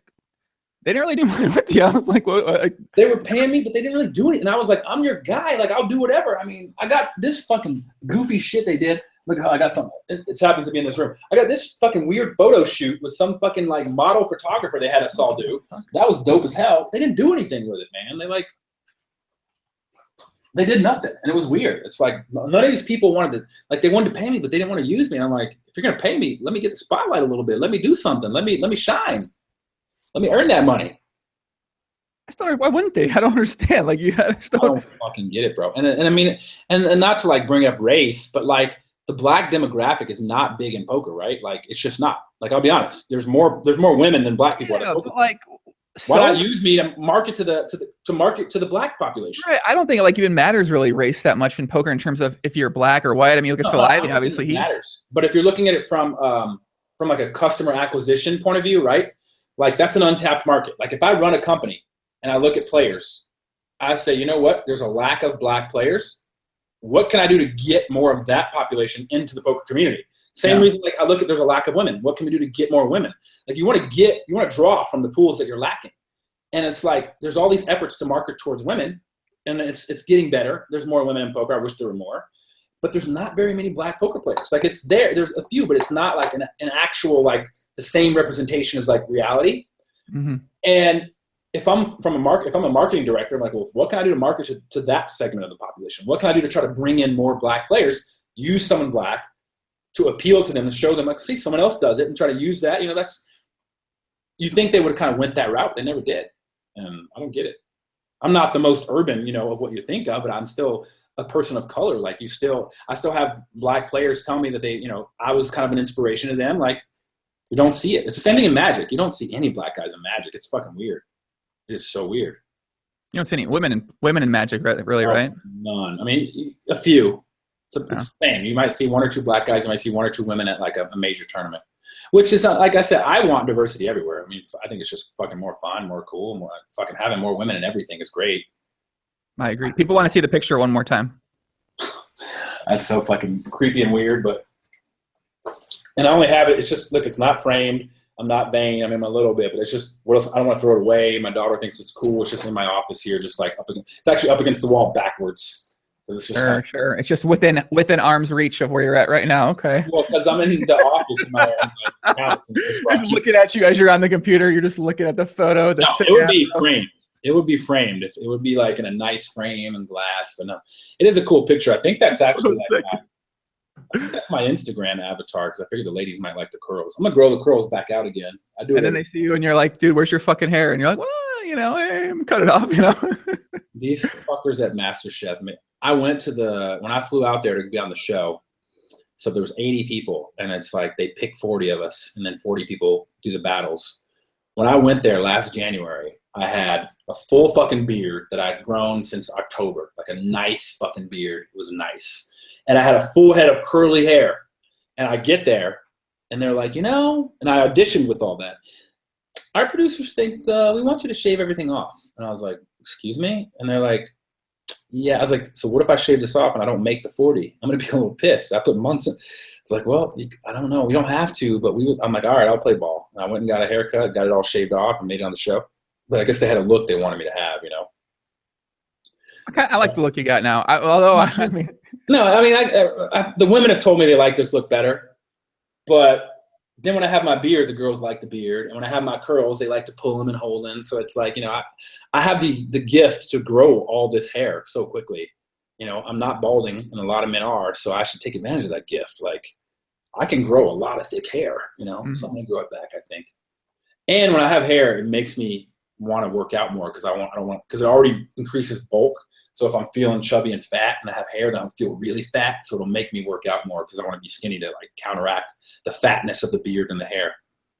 I know that's weird, but never thought about that. Although I'm not able to grow a beard. So hey, this side of my face never had hair on it. I don't know how it's possible, but this side can get a little bit. I just don't fucking get it, man. It's so, I need to get some surgery and beard growing is unfair. Brock Parker is a poker player, friend of mine, Magic player. This fucking guy can grow a beard. Like it's ridiculously unfair. He can shave bare and like a week later have a full fucking, I'm like, how the fuck do you grow a beard hair like that? Like that's what I want. Because then you can just, like for me, if I'm gonna grow a beard, like I told my barber to leave this today because I'm gonna grow my beard back out. So by January I can have a nice beard again. But that's by January. That means October, November, December. I'm gonna be fucking itching and going through that stage. He can just do it in a week. It's like, I want to do that. That's fucking superhuman powers right there. Dave Rickson says, just take hormones, Poppy. Can you do that? I don't know about that though. I'll defer to you on that one. I don't know if that's possible. I don't think you. I mean, as long as it doesn't mess with your balls and your Franken beans, then I would think about it. But anything that could mess that up, that's the pride and joy. You don't want to mess with that kind of shit. Get some Just for Men Joey and rub it on your face. I don't know if that works. Does that work? I don't know. Daniel got hair in his head. I mean, but not his face, his hair. Daniel's hair is amazing. Daniel and John Robert went to the same doctor, I think. Those guys were fucking balding, and now they just got full fluffy hair. It's like crazy. Robots, man. They're robots. There's surgery implanted chips in their hair or something like that. So I always wondered, man, like, what if I'm not really alive, right? Like, what if I'm actually what if I am like a robot or in a sim? People talk about the sim. What if I'm like in this experiment and everything going around me is like part of this like experiment? And then when it ends, they kind of like wake you up and like, okay, that was it. What'd you think? Tell us what you know. Do you ever have thoughts like that? No, that sounds fun. I mean, I gotta make the most of the sim, I guess. You ever wonder what reality is? I mean, it's fucking weird when you think about it. Like, what is reality? Like, why are we here? What does it mean? Like, it's just fucking weird, man. You're gonna like Burning Man, I promise you. You're gonna like it a lot. Either, or am I gonna come back even more fucking nuts? I feel like I'm gonna come back with more questions. You might, yeah. I just try not to think about it, but I hate fucking like not thinking about something that really interests me. But I'm like, the best course of action is to forget about it. Like, if you sit here trying to question reality, you're gonna drive yourself nuts. That's kind of what I try to think about too. It's like, keep asking all these questions. All of a sudden you're sitting there like, what happens when I die? Or am I, like, oh my, like, why am I doing anything? I'm just going to die one day. And dude, what happens when I die, that always, and it's not like I'm afraid of flying but it's correlated. Like, I'm not afraid of flying at all. My mom's a flight attendant. I've been flying since I was a fucking kid. But anytime I'm up in the air and I look out at the clouds, all of a sudden I start questioning like life. Like, why are we alive? What if we die? And there's all these fucking weird thoughts. Not even worried about the plane crash. Just start wondering why we're alive. Like looking into the clouds and just seeing vast openness of clouds and wondering if like, what is going on, man? Like, what is actually happening? Mm-hmm. Then I think I'm in something that weighs fucking thousands of tons and it's just in the air. This is bizarre, man. Which is ridiculous when you really start thinking about it. And so how did this happen? And then it's ridiculous at first. And then once you like learn that, because then I went and like read up and like watched some videos on how aerodynamics works, then it's no longer ridiculous. But then you're like, who figured this out? Who decided like I'm gonna fucking like what is yeah, right. What is going on? Yeah, right. Like, how'd you test the how many fucking people died testing this back in the like I'm just gonna send this up and I cross my fucking fingers, or you get in that, Johnny. Like, I'm not getting in it. Like, or going to space. Like, I really want to go to space, but it freaks me out. Like, who the fuck decided it was a good idea to go to space the first time? Like, how do you even know? Didn't they have something for that before, but they don't have it? They can't do that now, right? I don't know if that's still a thing where they're sending people to space, or maybe it's in the future or something like that. I think it's in the future. Like, they had this thing where you could like fucking apply to like live up there or something like that, and they were gonna pick some people. I don't know, man. But I mean, I just want to go and check it out. I hope that before I die and I'm too old to do it, like there's like fucking tourism trips and shit where you just go up there and like come back. Yeah. I doubt it. Maybe. I mean, like I said, shit goes at an exponential pace. You know, maybe in fucking 30 years we can do that. But I wanted to be an astronaut when I was like a little kid. I went to space camp. Do you ever? How old are you? 31. So there was this movie when I was a kid. It might have been just when you were born because I'm just enough. It was called like Space Camp. And it was like this fucking kids went to like space camp and somehow they think they end up in space because like they get in a shuttle and it takes off. I've seen this. Look this shit up. This movie was so fucking sick. And I was so into like being an astronaut that my mom actually sent me to fucking space camp in Huntsville. See, these fucking kids are in them. Let me see in the movie. You see it? Is it up? I don't think I've seen this now. So I went to fucking space camp where you get to ride in like a thing that spins you around and like go on fucking simulators. And like, that's how fucking hardcore I was. This shit was so, my mom sent me there. It was like a week. These kids better die in the movie. You got to get training, proper training to go to space, don't you? Yeah. I mean, but I went to space camp and I was like secretly hoping like maybe I can get in a rocket and we'll fucking take off. You know, maybe I'll end up in space. It obviously didn't happen, but like, man, I want to go bad. And like that went away. But now I'm thinking again, like, fuck, I want to go back to space. Not back like I've been, but I want to go to space again. That's the thing, man. You could do it sounds like you're similar to me. You can do a lot of things. And then it's just like, well, what do I do if I want to do this? I want to do this. I think I'd be good at that. I think I'd be good at that. I know if I'd be good at that if I put the time in. I don't know if I'd be good at it. I just want to check it out. I'm sure I'd go up there and fucking cry like a bitch, probably, like because I'm so like claustrophobic and I'm afraid of open spaces and closed. I'm just fucking weirdo. I'm sure I'd get up there and freak out, like, oh fuck, I'm stuck in this thing. I just want to go home. Like I probably have a panic attack. Storm out. Can't walk out of that, you know. Fuck no, bro. No one's coming back in. No one's coming back to grab you in there. You're like, yo, turn this motherfucker around. They're gonna be like, nah, dog. Like, no, dude, don't work like that, homie. You ain't going. You ain't turning it around, man. Take some Xanax and chill the fuck out. Julian says he looks like, or Pokemania. He looks like Drake in that photo. Which photo? The curlier photo. The big one, curling. Yeah, I hear that a lot. Like Drake. I guess. Wait, you get that a lot? People think you look like Drake. I hear that a lot. Really? Yeah, it's weird. I mean, I don't see it because obviously when you see yourself, you look like yourself. But I do hear that. Girls say it. People say it. I actually got chased in the airport one time in LAX by these girls. It's Drake! And like someone said it. So then some other girls came and they all kind of ran and they got close and they were like, that ain't fucking Drake. And they walked off. But it was pretty funny watching these like girls yell at these other girls run up, like thinking, oh man, they're going to fucking get a harsh reality that Champagne Poppy is not me. Yeah, I know, right? Yeah, they looked and they're like, "Oh, that's a fucking imposter." Yeah. Allo in the chat says, "Wow, Poppy, you look good. Much better than when you were 24 tabling 50,000 hands." Yeah, well, I only played poker all day long in that video 7 years ago. So I guess I look better now. And you think you look better now than you looked when you were 20s, or the same? I mean, probably the same. I mean, the same. It's really weird. Like I take photos and it looks like I haven't aged. It's fucking creepy, man. Like. I'm like, maybe I'm not aging. Maybe, I feel older, but maybe I don't look older, so it's good. Like I don't have wrinkles in my face or anything, so it's like I'm blessed. I have good genes, I guess. I don't know. They say black don't crack. Right. Well, I mean, did you didn't do a lot of I mean, it sounds like you had a lot of long nights. I don't know how much, you know. No, I never really did drugs. Never. Yeah, I think that helps. Honestly, I think the drugs is what ages a lot of people. But there was a period, I would say there was a 4 or 5 year period where I drank a full bottle of Patron by myself every night. That's got to age you. I mean, that's right. I mean, I would go to the club, and I would get my table, and I would order for everybody else, and I would get a bottle of Patron for me. VIFFER remembers, and I would keep a straw in it, and it would just be in my hand. And I was just like, that was everybody else had their alcohol. Don't fucking bother my bottle of Patron. This is my like cocktail. And I would just drink the whole bottle, and then I would go to Dre's after. I would get another bottle and drink another bottle and like go to bed. How big of a bottle we talking like a standard Patron bottle? Standard Patron bottle, a little 750 milliliter, like the fucking one you get at the nightclub, the little standard bottle. I would drink 1 to 2 a night, every fucking night. What? And like, it was weird. I never had a hangover. Like I was just like, it was like fucking water. I just pissed a lot. I would just have to pee all the time. It was almost like it just went through me. That's crazy. But that, I mean, you think that would age me? That's how I brought it up, but didn't. No, I mean, I don't drink anymore, really. I mean, I have wine, I have whiskey at dinner and stuff and wine, but like, I don't really drink. Yeah. I don't know what it an age. Fuck, I had something fucking good to say too, and it just left. It was so good. It was about drinking. How did your podcast even start? What do you mean? Like when was the first one? I started doing it from this room. I was playing I played a lot online. I played poker online mainly for the last now it's like 9 years, something like that. 9 years. And then, yeah, like 2.5 years ago, I wanted to make something for PLO, Pot Limit Omaha, because there was really no content that anyone ever made for really good players. And I was like, man, I wish they made something for really good players. So I'm like, well, I'm just going to make a Pot Limit Omaha podcast. And that turned into, I started having guests on, and then it just kind of went from there. So basically my goal was I wanted to get more attention to PLO.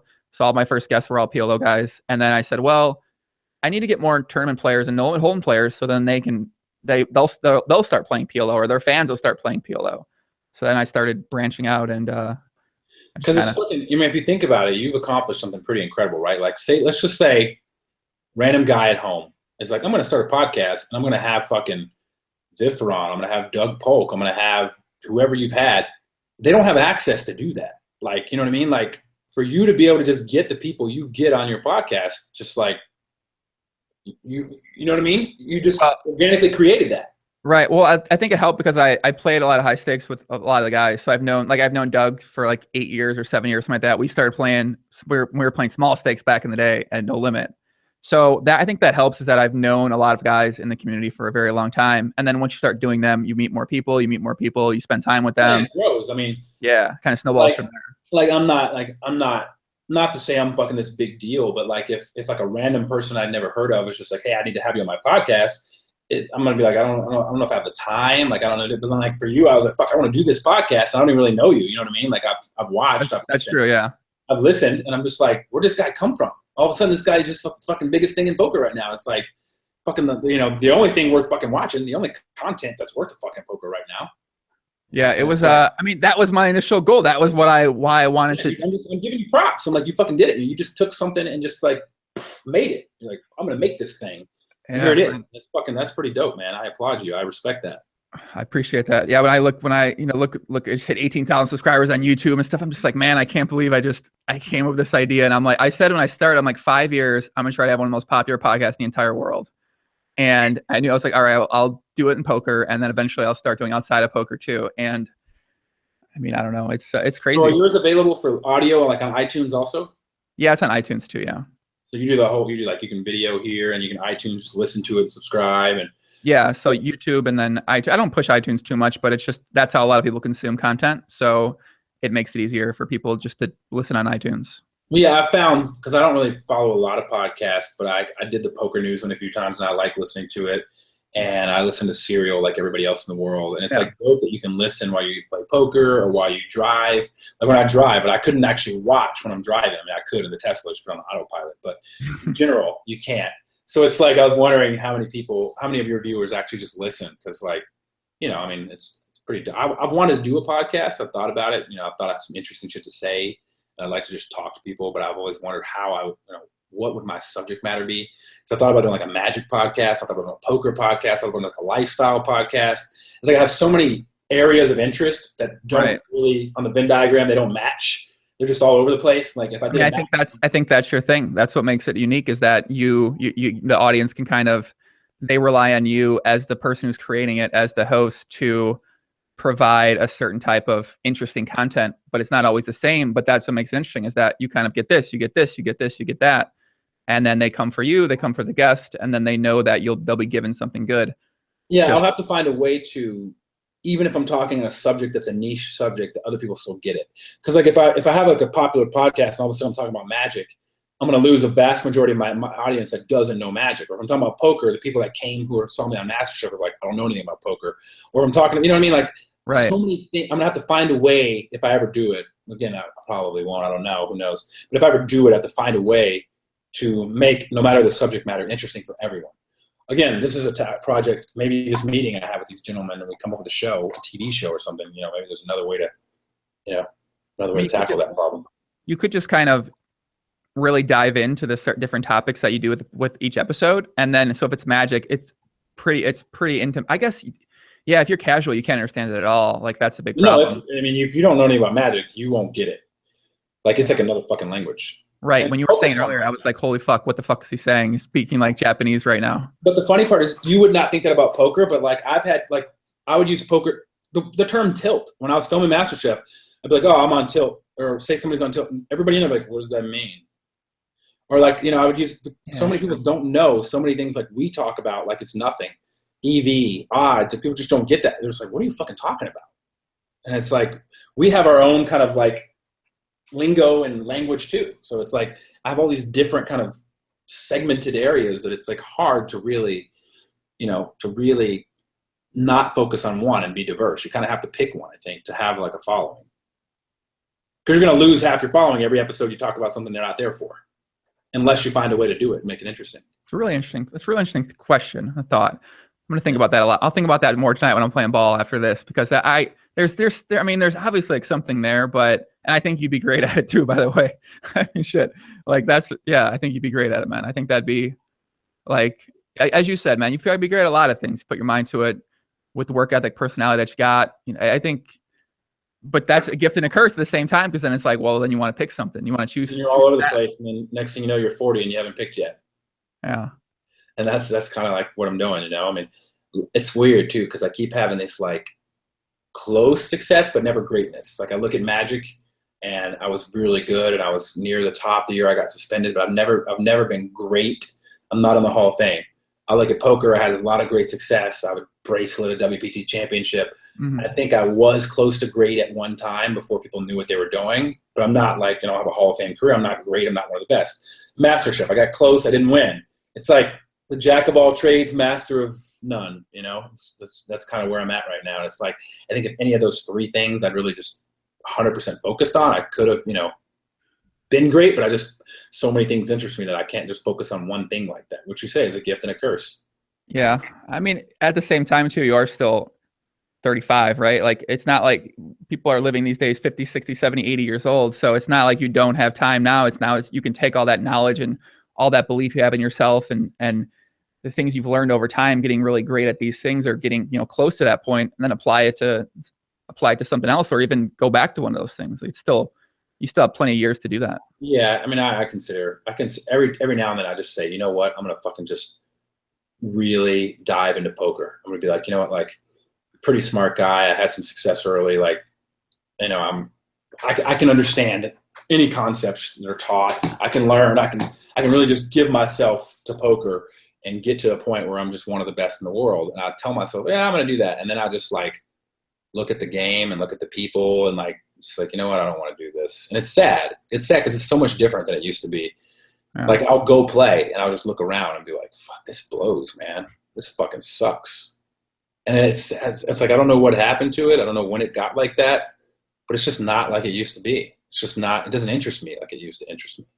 Yeah. PLO is fun, but in general, poker. I think it's probably a little bit of poker changing, but also you changing as a person, you having a child, you doing all these other experiences in life, where before when you played poker was like, that was this really cool, great thing. But now you've been doing a lot of other cool, great things. You've been meeting other people out there who are doing other great things. Now, when you come back to poker, you're like, I mean, well, I don't know. It's not quite the same as it was for me when I was younger and I started playing it. No, yeah, you're right about that, man. You were right about that. Yeah, and it's just so much harder. I mean, that's just a straight fact. I got second in the World Series, and only for the strict reason of I was probably one of the only people in the field who was fucking 3-betting. I mean, that as basic as it sounds, it's really weird to think that it's like it probably blows your mind to hear this, but like 2004, right? This is the year after the Moneymaker. When this is like just kind of a good chat. When I showed up, every raise was 3 or 4x pre-flop. No one had ever heard of a min raise or a 2.5x. It was literally blinds are 153. I'm raising to 900, sometimes 1200. Every 3-bet was 3x the previous bet. So like if you make it 1200, I'm making it 3600. There was never these fucking small rates. Like they just did not exist. Right. But because of that, nobody ever 3-bet without it. Like it was rare. So if somebody 3-bet, they fucking had it. Like if you got fucking 10s and you got 3-bet, you could throw those in the muck. Like you needed to think about it. Nowadays, you get fucking 5s, you can just go ape shit. Like it was crazy. So I realized like people were just too fucking tight. And I just 3-bet my way through this fucking tournament and just accumulated chips left and right because I never really got called because nobody ever calls. They would just 4-bet you and I would fold. They would literally show you the aces. I had it. And you're like, I know. And like people didn't get this and people didn't get check raise. Like people didn't check raise, people didn't float and people didn't check raise bluff. Like now that sounds like so fucking basic, right? It's like, what? But back then floating was not even a concept. And like the few times I got caught where I had floated, like, and I got there and got to showdown, their minds would be blown and like, you fucking called me with nothing? Like, this guy's a fucking idiot. Like, they wouldn't even get that you were on some next level shit. Like, they would not even get it. And they would just be like, this is 2004, the main event. Like, I'm doing these things and people I'm not like trying to say I'm some innovator because I didn't like do this and then publicize it. I'm not trying to say I taught the world. I'm just saying I had figured it out before the people playing in '04 had figured it out. As soon as my generation, the smart people got involved, they all came to the same conclusions I did, and that's when poker got where it was. But back then, the average poker player was just some old men, and they had no fucking idea about this shit. And like, I got there never having cards, but doing this kind of shit, like shit that's now so basic because they'd never heard of it. And it's like poker back then was so easy for someone like myself to just come in and just run over because none of them got it. Like, they were so stuck in their ways, reading these books that just had like archaic ass fucking thoughts, like raise to 3x, have a good hand. Here's how you play, only have ace king plus and this, and like, fuck all that. Like, I quickly realized if everybody has these hands, they will never call because they're never going to have these hands. And I truly 3-bet and check raised and floated my way to the fucking final table. It was pretty crazy. Like, I didn't really do anything special. I look back on it, like, I just fucking raised people all day and they just kept folding. It was so bizarre. And now now that shit won't work. No, it don't work anymore, huh? You better have some strategy. You better know how to fucking play if you want to do it now. That shit ain't gonna fly. All the young kids. Fucking old men, everyone knows. Women, old men, they all do it. Not just young kids. That's why you got to play the great game of Potluck in Omaha Live, where people still do the most ridiculous shit ever. No, but you have 4 cards. It's good to do them. It's like you don't have to fold. You have 4 cards. It's my favorite. Yeah, I love it. Tournaments, cash games. I love PLO. It's good. Yeah, this is like the first summer I really ever played live PLOs tournaments, and it was I really enjoyed it. I don't know, I enjoyed it a little bit too much, I think. Yeah, I mean, it's literally, to me, it's night and day different from a cash game. Because in a tournament, PLO tournaments, you better be tight as a fucking rock, bro. Like, don't even fuck around ever. It's like, so, I mean, honestly, it's like a different version of it's like not even the same game. No, almost. It's a different game. I have lots of, if you look at my caches, I have lots of caches in PLO and a lot of my successes in PLO. And it's because everybody already thinks I'm a maniac from No Limit Hold'em tournaments and cash games. And then in just PLO tournaments, I'm just fucking super tight. And that's the key to those things, is just be fucking tight and make good, be not just tight, but you have to be smart and tight, and you have to know when you can make a move. But it's a lot about preservation and a lot about folding. A lot less in a cash game. A lot of times in a cash game, you're like, well, whatever. This spot's a good spot. I'm going to gamble. Worst case, 60-40, blah, blah, blah, whatever people say. But in a tournament, you can't be like that. Because, like, if you're wrong, you're fucking out. You just got to preserve and have the nuts. Preserve, trap, nuts, game. Like, that's just so different. It's so fucking different. It's fun, but it's a different kind of fun. The one thing that I was having a little trouble with was getting deep and then trying to figure out how to play like 7 to 10 big blinds from early position. This was kind of mainly at 6 max in the 6 max event, but when I had like 7, 8, 9, 10, 11 big blinds, and the blinds would go up in maybe 15 minutes, and I wasn't sure which ranges I should really be just potting pre-flop or maybe even limping, or like I wasn't sure exactly how to approach that stack size because it's such a unique stack size and I never play it online at all. So that was one thing. Like, I don't have any success in 6 max PLO, and I have no idea. Like 9-handed, 8-handed, and 9-handed PLO, it's a lot different. Yeah. There's so many differences, right? 6-handed versus 9-handed versus cash game versus tournaments. Like, it never stops.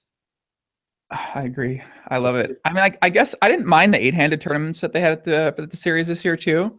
I guess when you play the 6 max tournament and you go to the 8 max tournaments, like the 10K and 25K or 8-handed, then it's just, I don't know, it's so much different. You want to go back to 6-handed. 10K or 25K? Yeah, I played the 3K, 10K, 25K, I think. Those 3? I think so, yeah. And then I played the $1,500 one, and let's just say I didn't take that one very intensely, unfortunately. It sucks too, because I never take that one seriously, but that is such a good value, because if you ever accumulate chips and make it to day 2 and make it deep, it's like you get to play a deep stack PLO with a bunch of amateurs. It's fucking insane. And I've twice gotten deep in one of those, but it's just hard because it's hard to focus in the beginning and not say, you know what, fuck this. I'll gamble. Who cares? But if you get deep in that one, that's like a sick opportunity for a big score.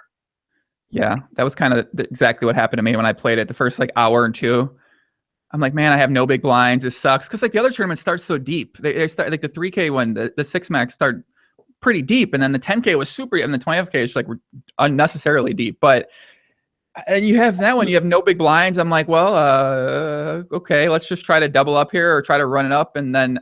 But I don't think it's. I don't know if I don't think I approached it very optimally, to be honest with you. I was heartbroken. I had to miss the 25K because I had my daughter that week. I played the 10. Obviously, I've never missed a 10, but I had to miss the 25, and it just killed me. I thought the 10 was significantly softer. No, it's not a surprise. Not shocked to anyone out there, guys. But the 25K was like literally every one of the great player. I'm like, what the fuck is this? The 10 is fucking juicy. They get like 400 people. There's not 400 good PLO tournament players in the world. So, of course, it's going to be juicy. I mean, it's fucking 400, 500 people. It's insane. Yeah, because you get a lot of the regular Nolan Holden tournament guys. They'll play that 10K one and they'll tell action. Yeah, but they don't play the 25K. But those guys are all in the 10K, and they just aren't simply aren't strong PLO players. 10K is unbelievable value. Yeah, don't and there's satellites. All right, fuck it. Do you play any? You ever played the satellites for the 10K or the 25K? No, I have not, but I bet they're good. But I just hate those satellites because they're so they're so fucking bad. Like the value at the end, the fucking everybody has like 4 blinds, literally 4 blinds. And I know. It becomes ridiculous. So I get all those. I thought those were the softest things in the entire world. The mega satellites or the single tables? The mega satellites. I mean, they start soft, but then it just becomes literally a fucking crapshoot if you get to the end. Like it's fucking 4 seats for 8 people, and it's just 4 big blinds. It's like, well, the ones that I played, I ended up chopping one in some really weird live pro chop for the 25K was, I think it was like 80 something or maybe even more than that, and then it paid out 14 seats, but then 18 of us chopped or 17 of us chopped, and I heard about that. Yeah, it was so weird. I'm like, I wasn't sure like what to do in that scenario because we've been playing so fucking long, and as you mentioned, there's a lot of shorter stacks out there. And I was at a point where I'm pretty sure I could have just made it, but I'm like, fuck it, man. I don't want to like. I'm not trying to, if you guys. I heard about it. I was shocked that many people were able to coordinate and agree to that. I'm like, there's always one asshole, and sometimes it's me, who's just like, nope, no deal, let's play. Yeah, it was. I think Jeff Lissandro was there, and he was pretty loud and aggressive, and I think he helped get the thing done. Without him, it never would have happened. Yeah, I could see that. So it was, but yeah, I wasn't. Yeah, it was 18 point something. That was the one winking. Yeah, it was 18.5K and then something like that. So it was, I don't know, something to play next year, guys out there. If you want to play the 25K or 10K PLO, play the satellites. You'll enjoy them. They're fun. So. Yo, this is fucking weird. What happened? This girl I know says I'm watching you and just sent a picture. And I figured it was going to be of me on MasterChef, and it's me on this. But like, she's an exotic dancer, and I'm just like, what is she doing watching your podcast, bro? I told you, listen, hey, shout out to the women out there that are big fans of David. What's up? Welcome to Poker Life Podcast. Check out the Bill Perkins podcast next. If you like David, you'll love Bill Perkins too. Is he? You know Bill Perkins at all? That's my boy. Hold on. Before we get to Bill Perkins, I just want to give a shout out to Matt Curtin. He texts me and he's like, yo, I'm watching the podcast. And he's like, I hope my question gets answered or at least get a shout out. It's a good dude. But Bill Perkins is like the coolest fucking dude in the world. Have you already interviewed? Has it already happened? He was on the podcast. Yeah, he was like one of my favorite people I've ever talked to in my life. So I met Bill actually on the PokerStars Big Game, the show they did. Were like like the big game. Mm-hmm. He was the businessman on my episode, and we exchanged numbers, and we're pretty cool. He is, his crew now is like Antonio and Blitz and those guys and Jeff Gross. But before that, I was never tight with him like that. I love Bill. I would love to spend more time with him and get to know him, but I just don't have the freedom that him and his crew have. They all travel and hang out. I can't really do all those things. I'm living the dad life. But anytime I get to talk to him and see him, it's a true treat and joy. So no, I have the utmost respect for him and love that guy. Yeah, I feel like you two would get along pretty well.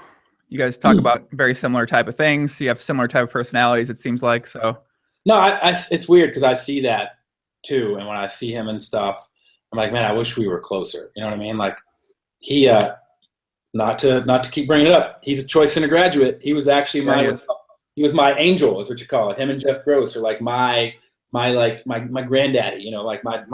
They brought me in. So I'm forever thankful for him and Jeff for that. And I love Jeff and love Bill. And it's like I wish I could spend more time with him because I really see a lot of similarities. And I think we get along, but I think we would have good times.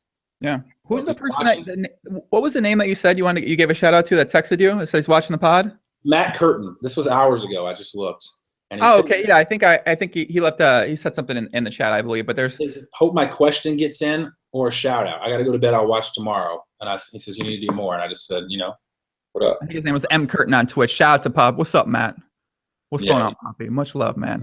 Kid, well, Matt, we'll wrap things up here, but I know we definitely got to do another one here in the near future, man. Because I definitely enjoy talking to you a lot. Yeah, man, this was fun. Time goes fast. I looked up and it's been 3 hours and 14 minutes. Good. It doesn't feel like 3 hours now. Didn't you have a 6-hour podcast the other day or something you were saying? No. Me and Fedor had a 5-hour podcast at the PCA drunk. And I was like, how could someone go for 5 hours? And then now I see, because we're at 3 hours and 14 minutes. And like I said, if I just told the story that I'm going to put in my book, that right there is another hour. And then I got some more. I mean, I see how it could go. I mean, I might need more water. My LaCroix is out, and I think I actually have to Amazon Prime Now some more. You've seen Amazon Prime Now? I have not. What is that? Amazon Prime Now is like next level Prime. Like, they will bring shit to your house in like an hour to 2 hours. So I order my LaCroix because it sucks, because I buy like 8 or 9 fucking cases. But like carrying that shit in from the car in the grocery store, just order on Amazon Prime Now. Ding dong, so it shows up at your door with crates of LaCroix. And I just fucking stack it in my fridge in my pantry. But Amazon Prime Now is sick. No charge. It's free here, as long as you're a Prime member. What the fuck? You have it in Chicago? I've never heard of it. Yeah, it's in Chicago. Yeah. It's fucking dope, man. Yeah. I'm about to order some LaCroix now. It'll be here in the morning. They don't deliver at this hour at 1 in the morning, but that's what I said. I'm like, this time of night, they're just gonna come there at 1 a.m. and deliver some LaCroix to you. I was like, God damn, man. No, they stop at like 10 p.m. or whatever. But I order it now, and I just want to drop it on my doorstep. So when I take her to school and come back, it's just like fucking 12 cases right on my doorstep. I drink this shit. Like, it's crazy, man. I highly listen. If y'all are out there, LaCroix, sponsor me. If you're not out there, if you're listening, this is the dopest shit ever. It's literally water. It's got all zeros on the back. I don't know if you can read that. It's got nothing in it. Carbonated water or natural flavor, and it tastes great. It's healthy. Check it out, because I only drink water. I only drink water. Orange. Trust me, I don't drink anything else. And lately, something's happening. I don't know. Maybe it's being around my child, but I just crave watching her drink like juice and shit. She doesn't drink soda at all. I just crave something other than water, like some flavor. But I just only drink water. I discovered this. I did a little research, and supposedly there's nothing in it. I mean, it's just literally water with flavoring, and the flavor is all natural. From my research, and they have so many different flavors that it's like taking water to a new level for me. Like, I find that I don't drink enough water, especially living in the desert, and I'm always dehydrated. Now with these things, I'm drinking a gallon a day of water just from drinking these. That's what you're kind of supposed to be. I always have this little bottle next to me all the time and drink like 2 or 3 or 4 of these a day. Yeah, no, I was struggling to get my water consumption right, and LaCroix helped. And it's for other people too, if you have the same thing, where is it at? If you don't want to drink water, you can go get you ever seen the things at the store? It's like it's for energy. It's for working out is what I got them for, playing ball. But it flavors your water a little bit, and it electrolytes. Yeah, you can put electrolytes in your water, and that'll give it some taste too, and make it easier. I already love sparkling water. Like, when I go to restaurants, I'm the only weirdo that orders sparkling water. I like Pellegrino, I like Perrier. So for LaCroix also being sparkling, it's like heaven to me. It's good shit. Chill Ivy says, water epiphany, taking water to a new level. There's just nothing to it. It's true, man. It's true. So what I remember before we go, the first time I truly watched, because I watched the weird Sorrell podcast, which I like Sorrell, but like I said, I like a lot of D-bags, and he's kind of douchey, but I like him, and I would tell him to his face, hey, buddy, I like you, but you're a little slimy. Listening to his podcast, you were like, man, these comments are nuts, and you're like, I can't say, because I'm sure some people were being harsh because he fucking put himself in that position to get some harsh dealings. Some of the stuff he said was like, man, I can't believe he thinks this, but not about him. What's the chat been like? I haven't been able to look. I don't know if I can scroll back and see. Has it been negative, positive, mostly one or the other? Definitely on the positive side for sure. Nice. That's good to know. Like I said, a lot of people have been enjoying the podcast a lot. Definitely a lot of great comments. Guys in the chat, just give us some feedback. What do you guys think, man? It's funny because a lot of people I feel don't really know me. That's why that's what I said. That's why I said when we were doing the pod, I was like, I feel like a lot of people didn't know much about you because, like I said, I didn't know much about you. I just knew you from like the Poker Stars thing and then from the main event, but I didn't like know much, like know about People you. know from what they see on TV or what they read about or what someone says or some fucking urban legend going on, and like people just think things are true, and it's like people have fucking no idea who I am. I'm a fucking normal, chill dude, man. I like everybody. All right, let me give some comments. Expected value, one of your best podcasts so far. Poker Star, great stories. GTO podcast as usual. DW is a beast fan. Top podcast. I wish I could cover her name. Thanks for the shout out, LMAO, exotic dancer, and then she put some smileys. I didn't want to give her a name. I didn't want to like, I didn't want to blast her because she's hot, and I'm hoping to still hook up one day. So I didn't know she was a fan of the Poker Life podcast. Now I know. Shout out to the dance. Well, listen, man, we need some exotic dancers in the pod for sure. I like her even more. You should have her on. She's fucking, I don't know. She would just get naked, but she is, I have a huge crush on her. So hopefully she can, now she's watching, she knows. Now that I know she's a fan of your show, it makes her even cooler. Like she was already cool, but she watches this. How dope is that? Someone chat, David and Joey should be doing podcasts together, interviewing other people. That'd be a bad idea. We got a fun. Let me know. I don't know. I think the idea, actually. The worst idea. I don't know how that would work though. Too many cooks in the kitchen. No, I mean, if you look at like a lot of the things out there, are kind of like two guys, even a lot of talk shows and stuff like that. I never thought about that. I wouldn't. It'd be. I don't want to take over and commandeer. This is you, man. This is your deal. I respect you. I'm proud of you. I think it's awesome. I'm fucking happy to be a part of it. I'll be honest. My ego was a little hit at first. When I first started looking into it, like when I saw the Sorrell thing, I looked back and saw some of the guests. I'm like, why the fuck has this guy never approached me? I was like, what the fuck? I was like, I really am washed up. Fuck. I'm like, I'm so washed up. Nobody gives a fuck to even call me to be on their podcast. And then when I think it was Steven, right? TT, you said something about having me on, and you were like, yeah, let's do it. I was like, fuck yeah, I'm in. Yeah, a lot of times I don't really ever approach anyone I don't know. So like everyone I have on, I normally know them in some capacity, or we have a good mutual friend. And I never just like I don't hit up random people like, hey, you want to come on the pod? Maybe like once, if ever. But I don't feel like those make for the best interactions. They don't make for, like, I want someone that, like I know and is excited to come on the podcast and wants to talk to me and wants to, knows what it's about, not just someone who I don't really know at all. And so that's why I don't really approach people that I don't know. And I like cold call, telemarketing on Twitter. I'm not just like, I try to stay away from that. Yeah, I was wondering, I'm like, now that I know that, I feel a little better, because I was like, fuck, man, the guy never even reached out. I'm like, my ego was dented, bro. People think, no, man, no, it's not it, guys. I promise, it's not it. Now I feel good again. I'm like, all right, I can go to bed. I can sleep well.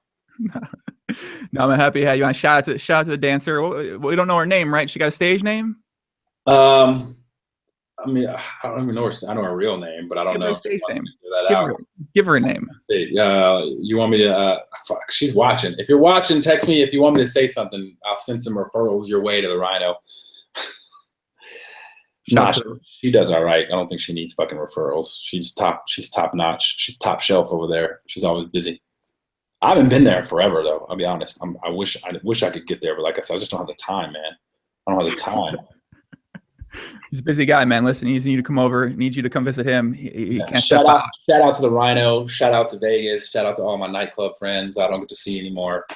Shout out to all the single dads out there, which is a rarity, bro. It's hard being a single dad, especially with a little girl. Like, we go out. I cannot fucking imagine that, dude. No, she's the best, man. She's my life.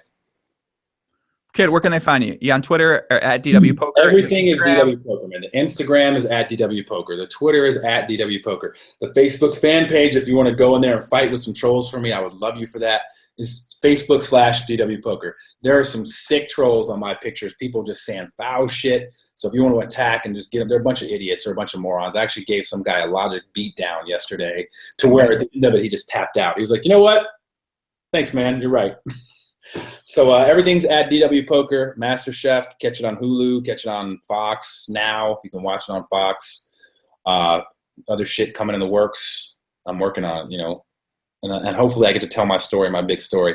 Like I said, it's going to be a book, or it's going to be a screenplay, or it's going to be something. It's going to get told. It's crazy. It's like unbelievable crazy, and I'm excited to get it out there. Are you going to be in Narcos this season or something like that? Are you like one of the guys, Pablo Escobar's banner? Like, the fuck, man? It's pretty fucking wild, bro. I mean, it's like, I might change some opinions. Yeah. Well, my goal next time I'm in Vegas is to talk to you and figure out what this fucking story is. So I'm trying to get this story. I'm trying to come over and hear the story. It's coming. I promise. I would never hype the world like that. And I would never hype the world like that and not tell it. Oh, she says I can say it. CJ Miles, my girl CJ Miles, she's a homie. Is she on the Cavaliers? Is she a basketball player or no? Right. I always think of her when I hear that. But, yeah, me too. No, she's a Rhino All-Star. I'm sorry. She used to, you know what? Now it makes sense though. She used to date a poker player. That's how I know her. I knew her before the Rhino days. I know her back like fucking 10 years ago too. She used to date a poker player from LA, and that's how I met her. So maybe she was just a poker fan and I didn't know it. You know, I should have known. She probably loves it. She's dope though. She's dope. Little Asian girl. Tiny. Super tiny. Confirmed dope. She got more. You found her? I found her on Instagram. She's got slightly more followers than I think most poker players do. How many? She had like 1 million? Mm-hmm. Yeah, she's a gangster. She looks very Asian. So CJ, I know you're watching. Call me. I'm here. Here for you. Oh man. All right, guys. This has been fun. Let's do it again soon, Poppy. Let's do it again soon. Guys, follow Dave on Twitter. You have Insta, you don't Snapchat? You get Snapchat or too? My Snapchat is DW Poker. I don't snap very much because it's a weird. I'm gonna let you go, but I'm gonna say this one. It's hard to snap because when I snap, I want it to be interesting, right? I hate people that snap just like bullshit, like doing nothing.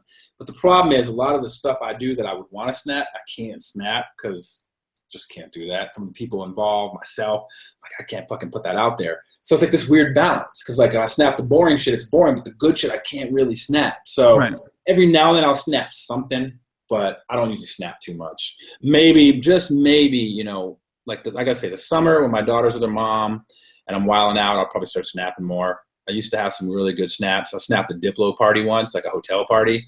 Like, we were at Excess. It was Diplo and Skrillex and us and a bunch of people, because I know a bunch of people that know them. I don't really know them, but I have a bunch of mutual friends. And afterwards, we went up to their suite. And it was literally like a Floyd Mayweather video in there. It was just twerking nonstop. And I was Snapchatting it. And I woke up the next morning to so many messages from my friends. Where the fuck were you last night? Oh my God, I saw your snap. I was like, oh shit, I probably shouldn't have snapped that. That's funny. Yeah. Yeah, I try to use Snapchat a bit, but I'm in grind mode. I go to the gym, I go eat. I do podcasts. I know how slow it is. Like to load, like to open it up. Like if I get a Snapchat, like a text, like people message you, you go to it, it opens, but it sits there for a minute, then it loads, and then it loads. It's like it's so fucking slow. It's like just use iMessage or Instagram or fucking Twitter or use something else, because Snapchat for messaging is slow as fuck. Yeah, that's enough. I'll let you go. I gotta get up in fucking 5 hours and start making breakfast and making lunch and doing hair. Now, everybody, we're gonna have to reshare this tomorrow too, because most normal people out there. Shout out to all the Europeans in the chat, by the way. I see all the Australians are super happy today. All the guys in Asia are very happy today, because I never fucking stream live at this time ever. So, but this is kind of my lunchtime. I'm actually gonna eat lunch after this. So, what do you eat? Oh, you're in Chicago. I was gonna say, where are you gonna go eat? I was like, bring me something, but you're in the city, bro. Cooking, man. I cook all my food now. I'm on this hardcore diet with the workouts here, so it's trying to get in the best shape ever here. See what happens. Yo, who's that guy? There's some guy. I followed him on Twitter. I don't follow very many people. I follow like 80 people, and I'm about to purge 10 MasterChef people because I just followed him for this, while it was on. Some guy you follow, some fitness guy. Mike Picanti. Yeah, I like some of that shit. I was watching it. Does he do online training and shit? Yeah, he's one of my favorite people that I talk to. He's awesome. I gotta talk to this guy because I got to get rid of this gut, and I got to start eating right. I got to start working out, and I need somebody in my life. So. Well, I'll get in touch with you to get in touch with him. All right, I'll put you guys in touch together, actually. Let's do it. Cool. All right, Dave. Guys in the chat, much love. Thanks for having me. It was fun. Thank you, chat, for supporting me. And, let them know if you want me back. Nope. We'll have you back sooner than later, Bobby. All right. Peace. See you, buddy.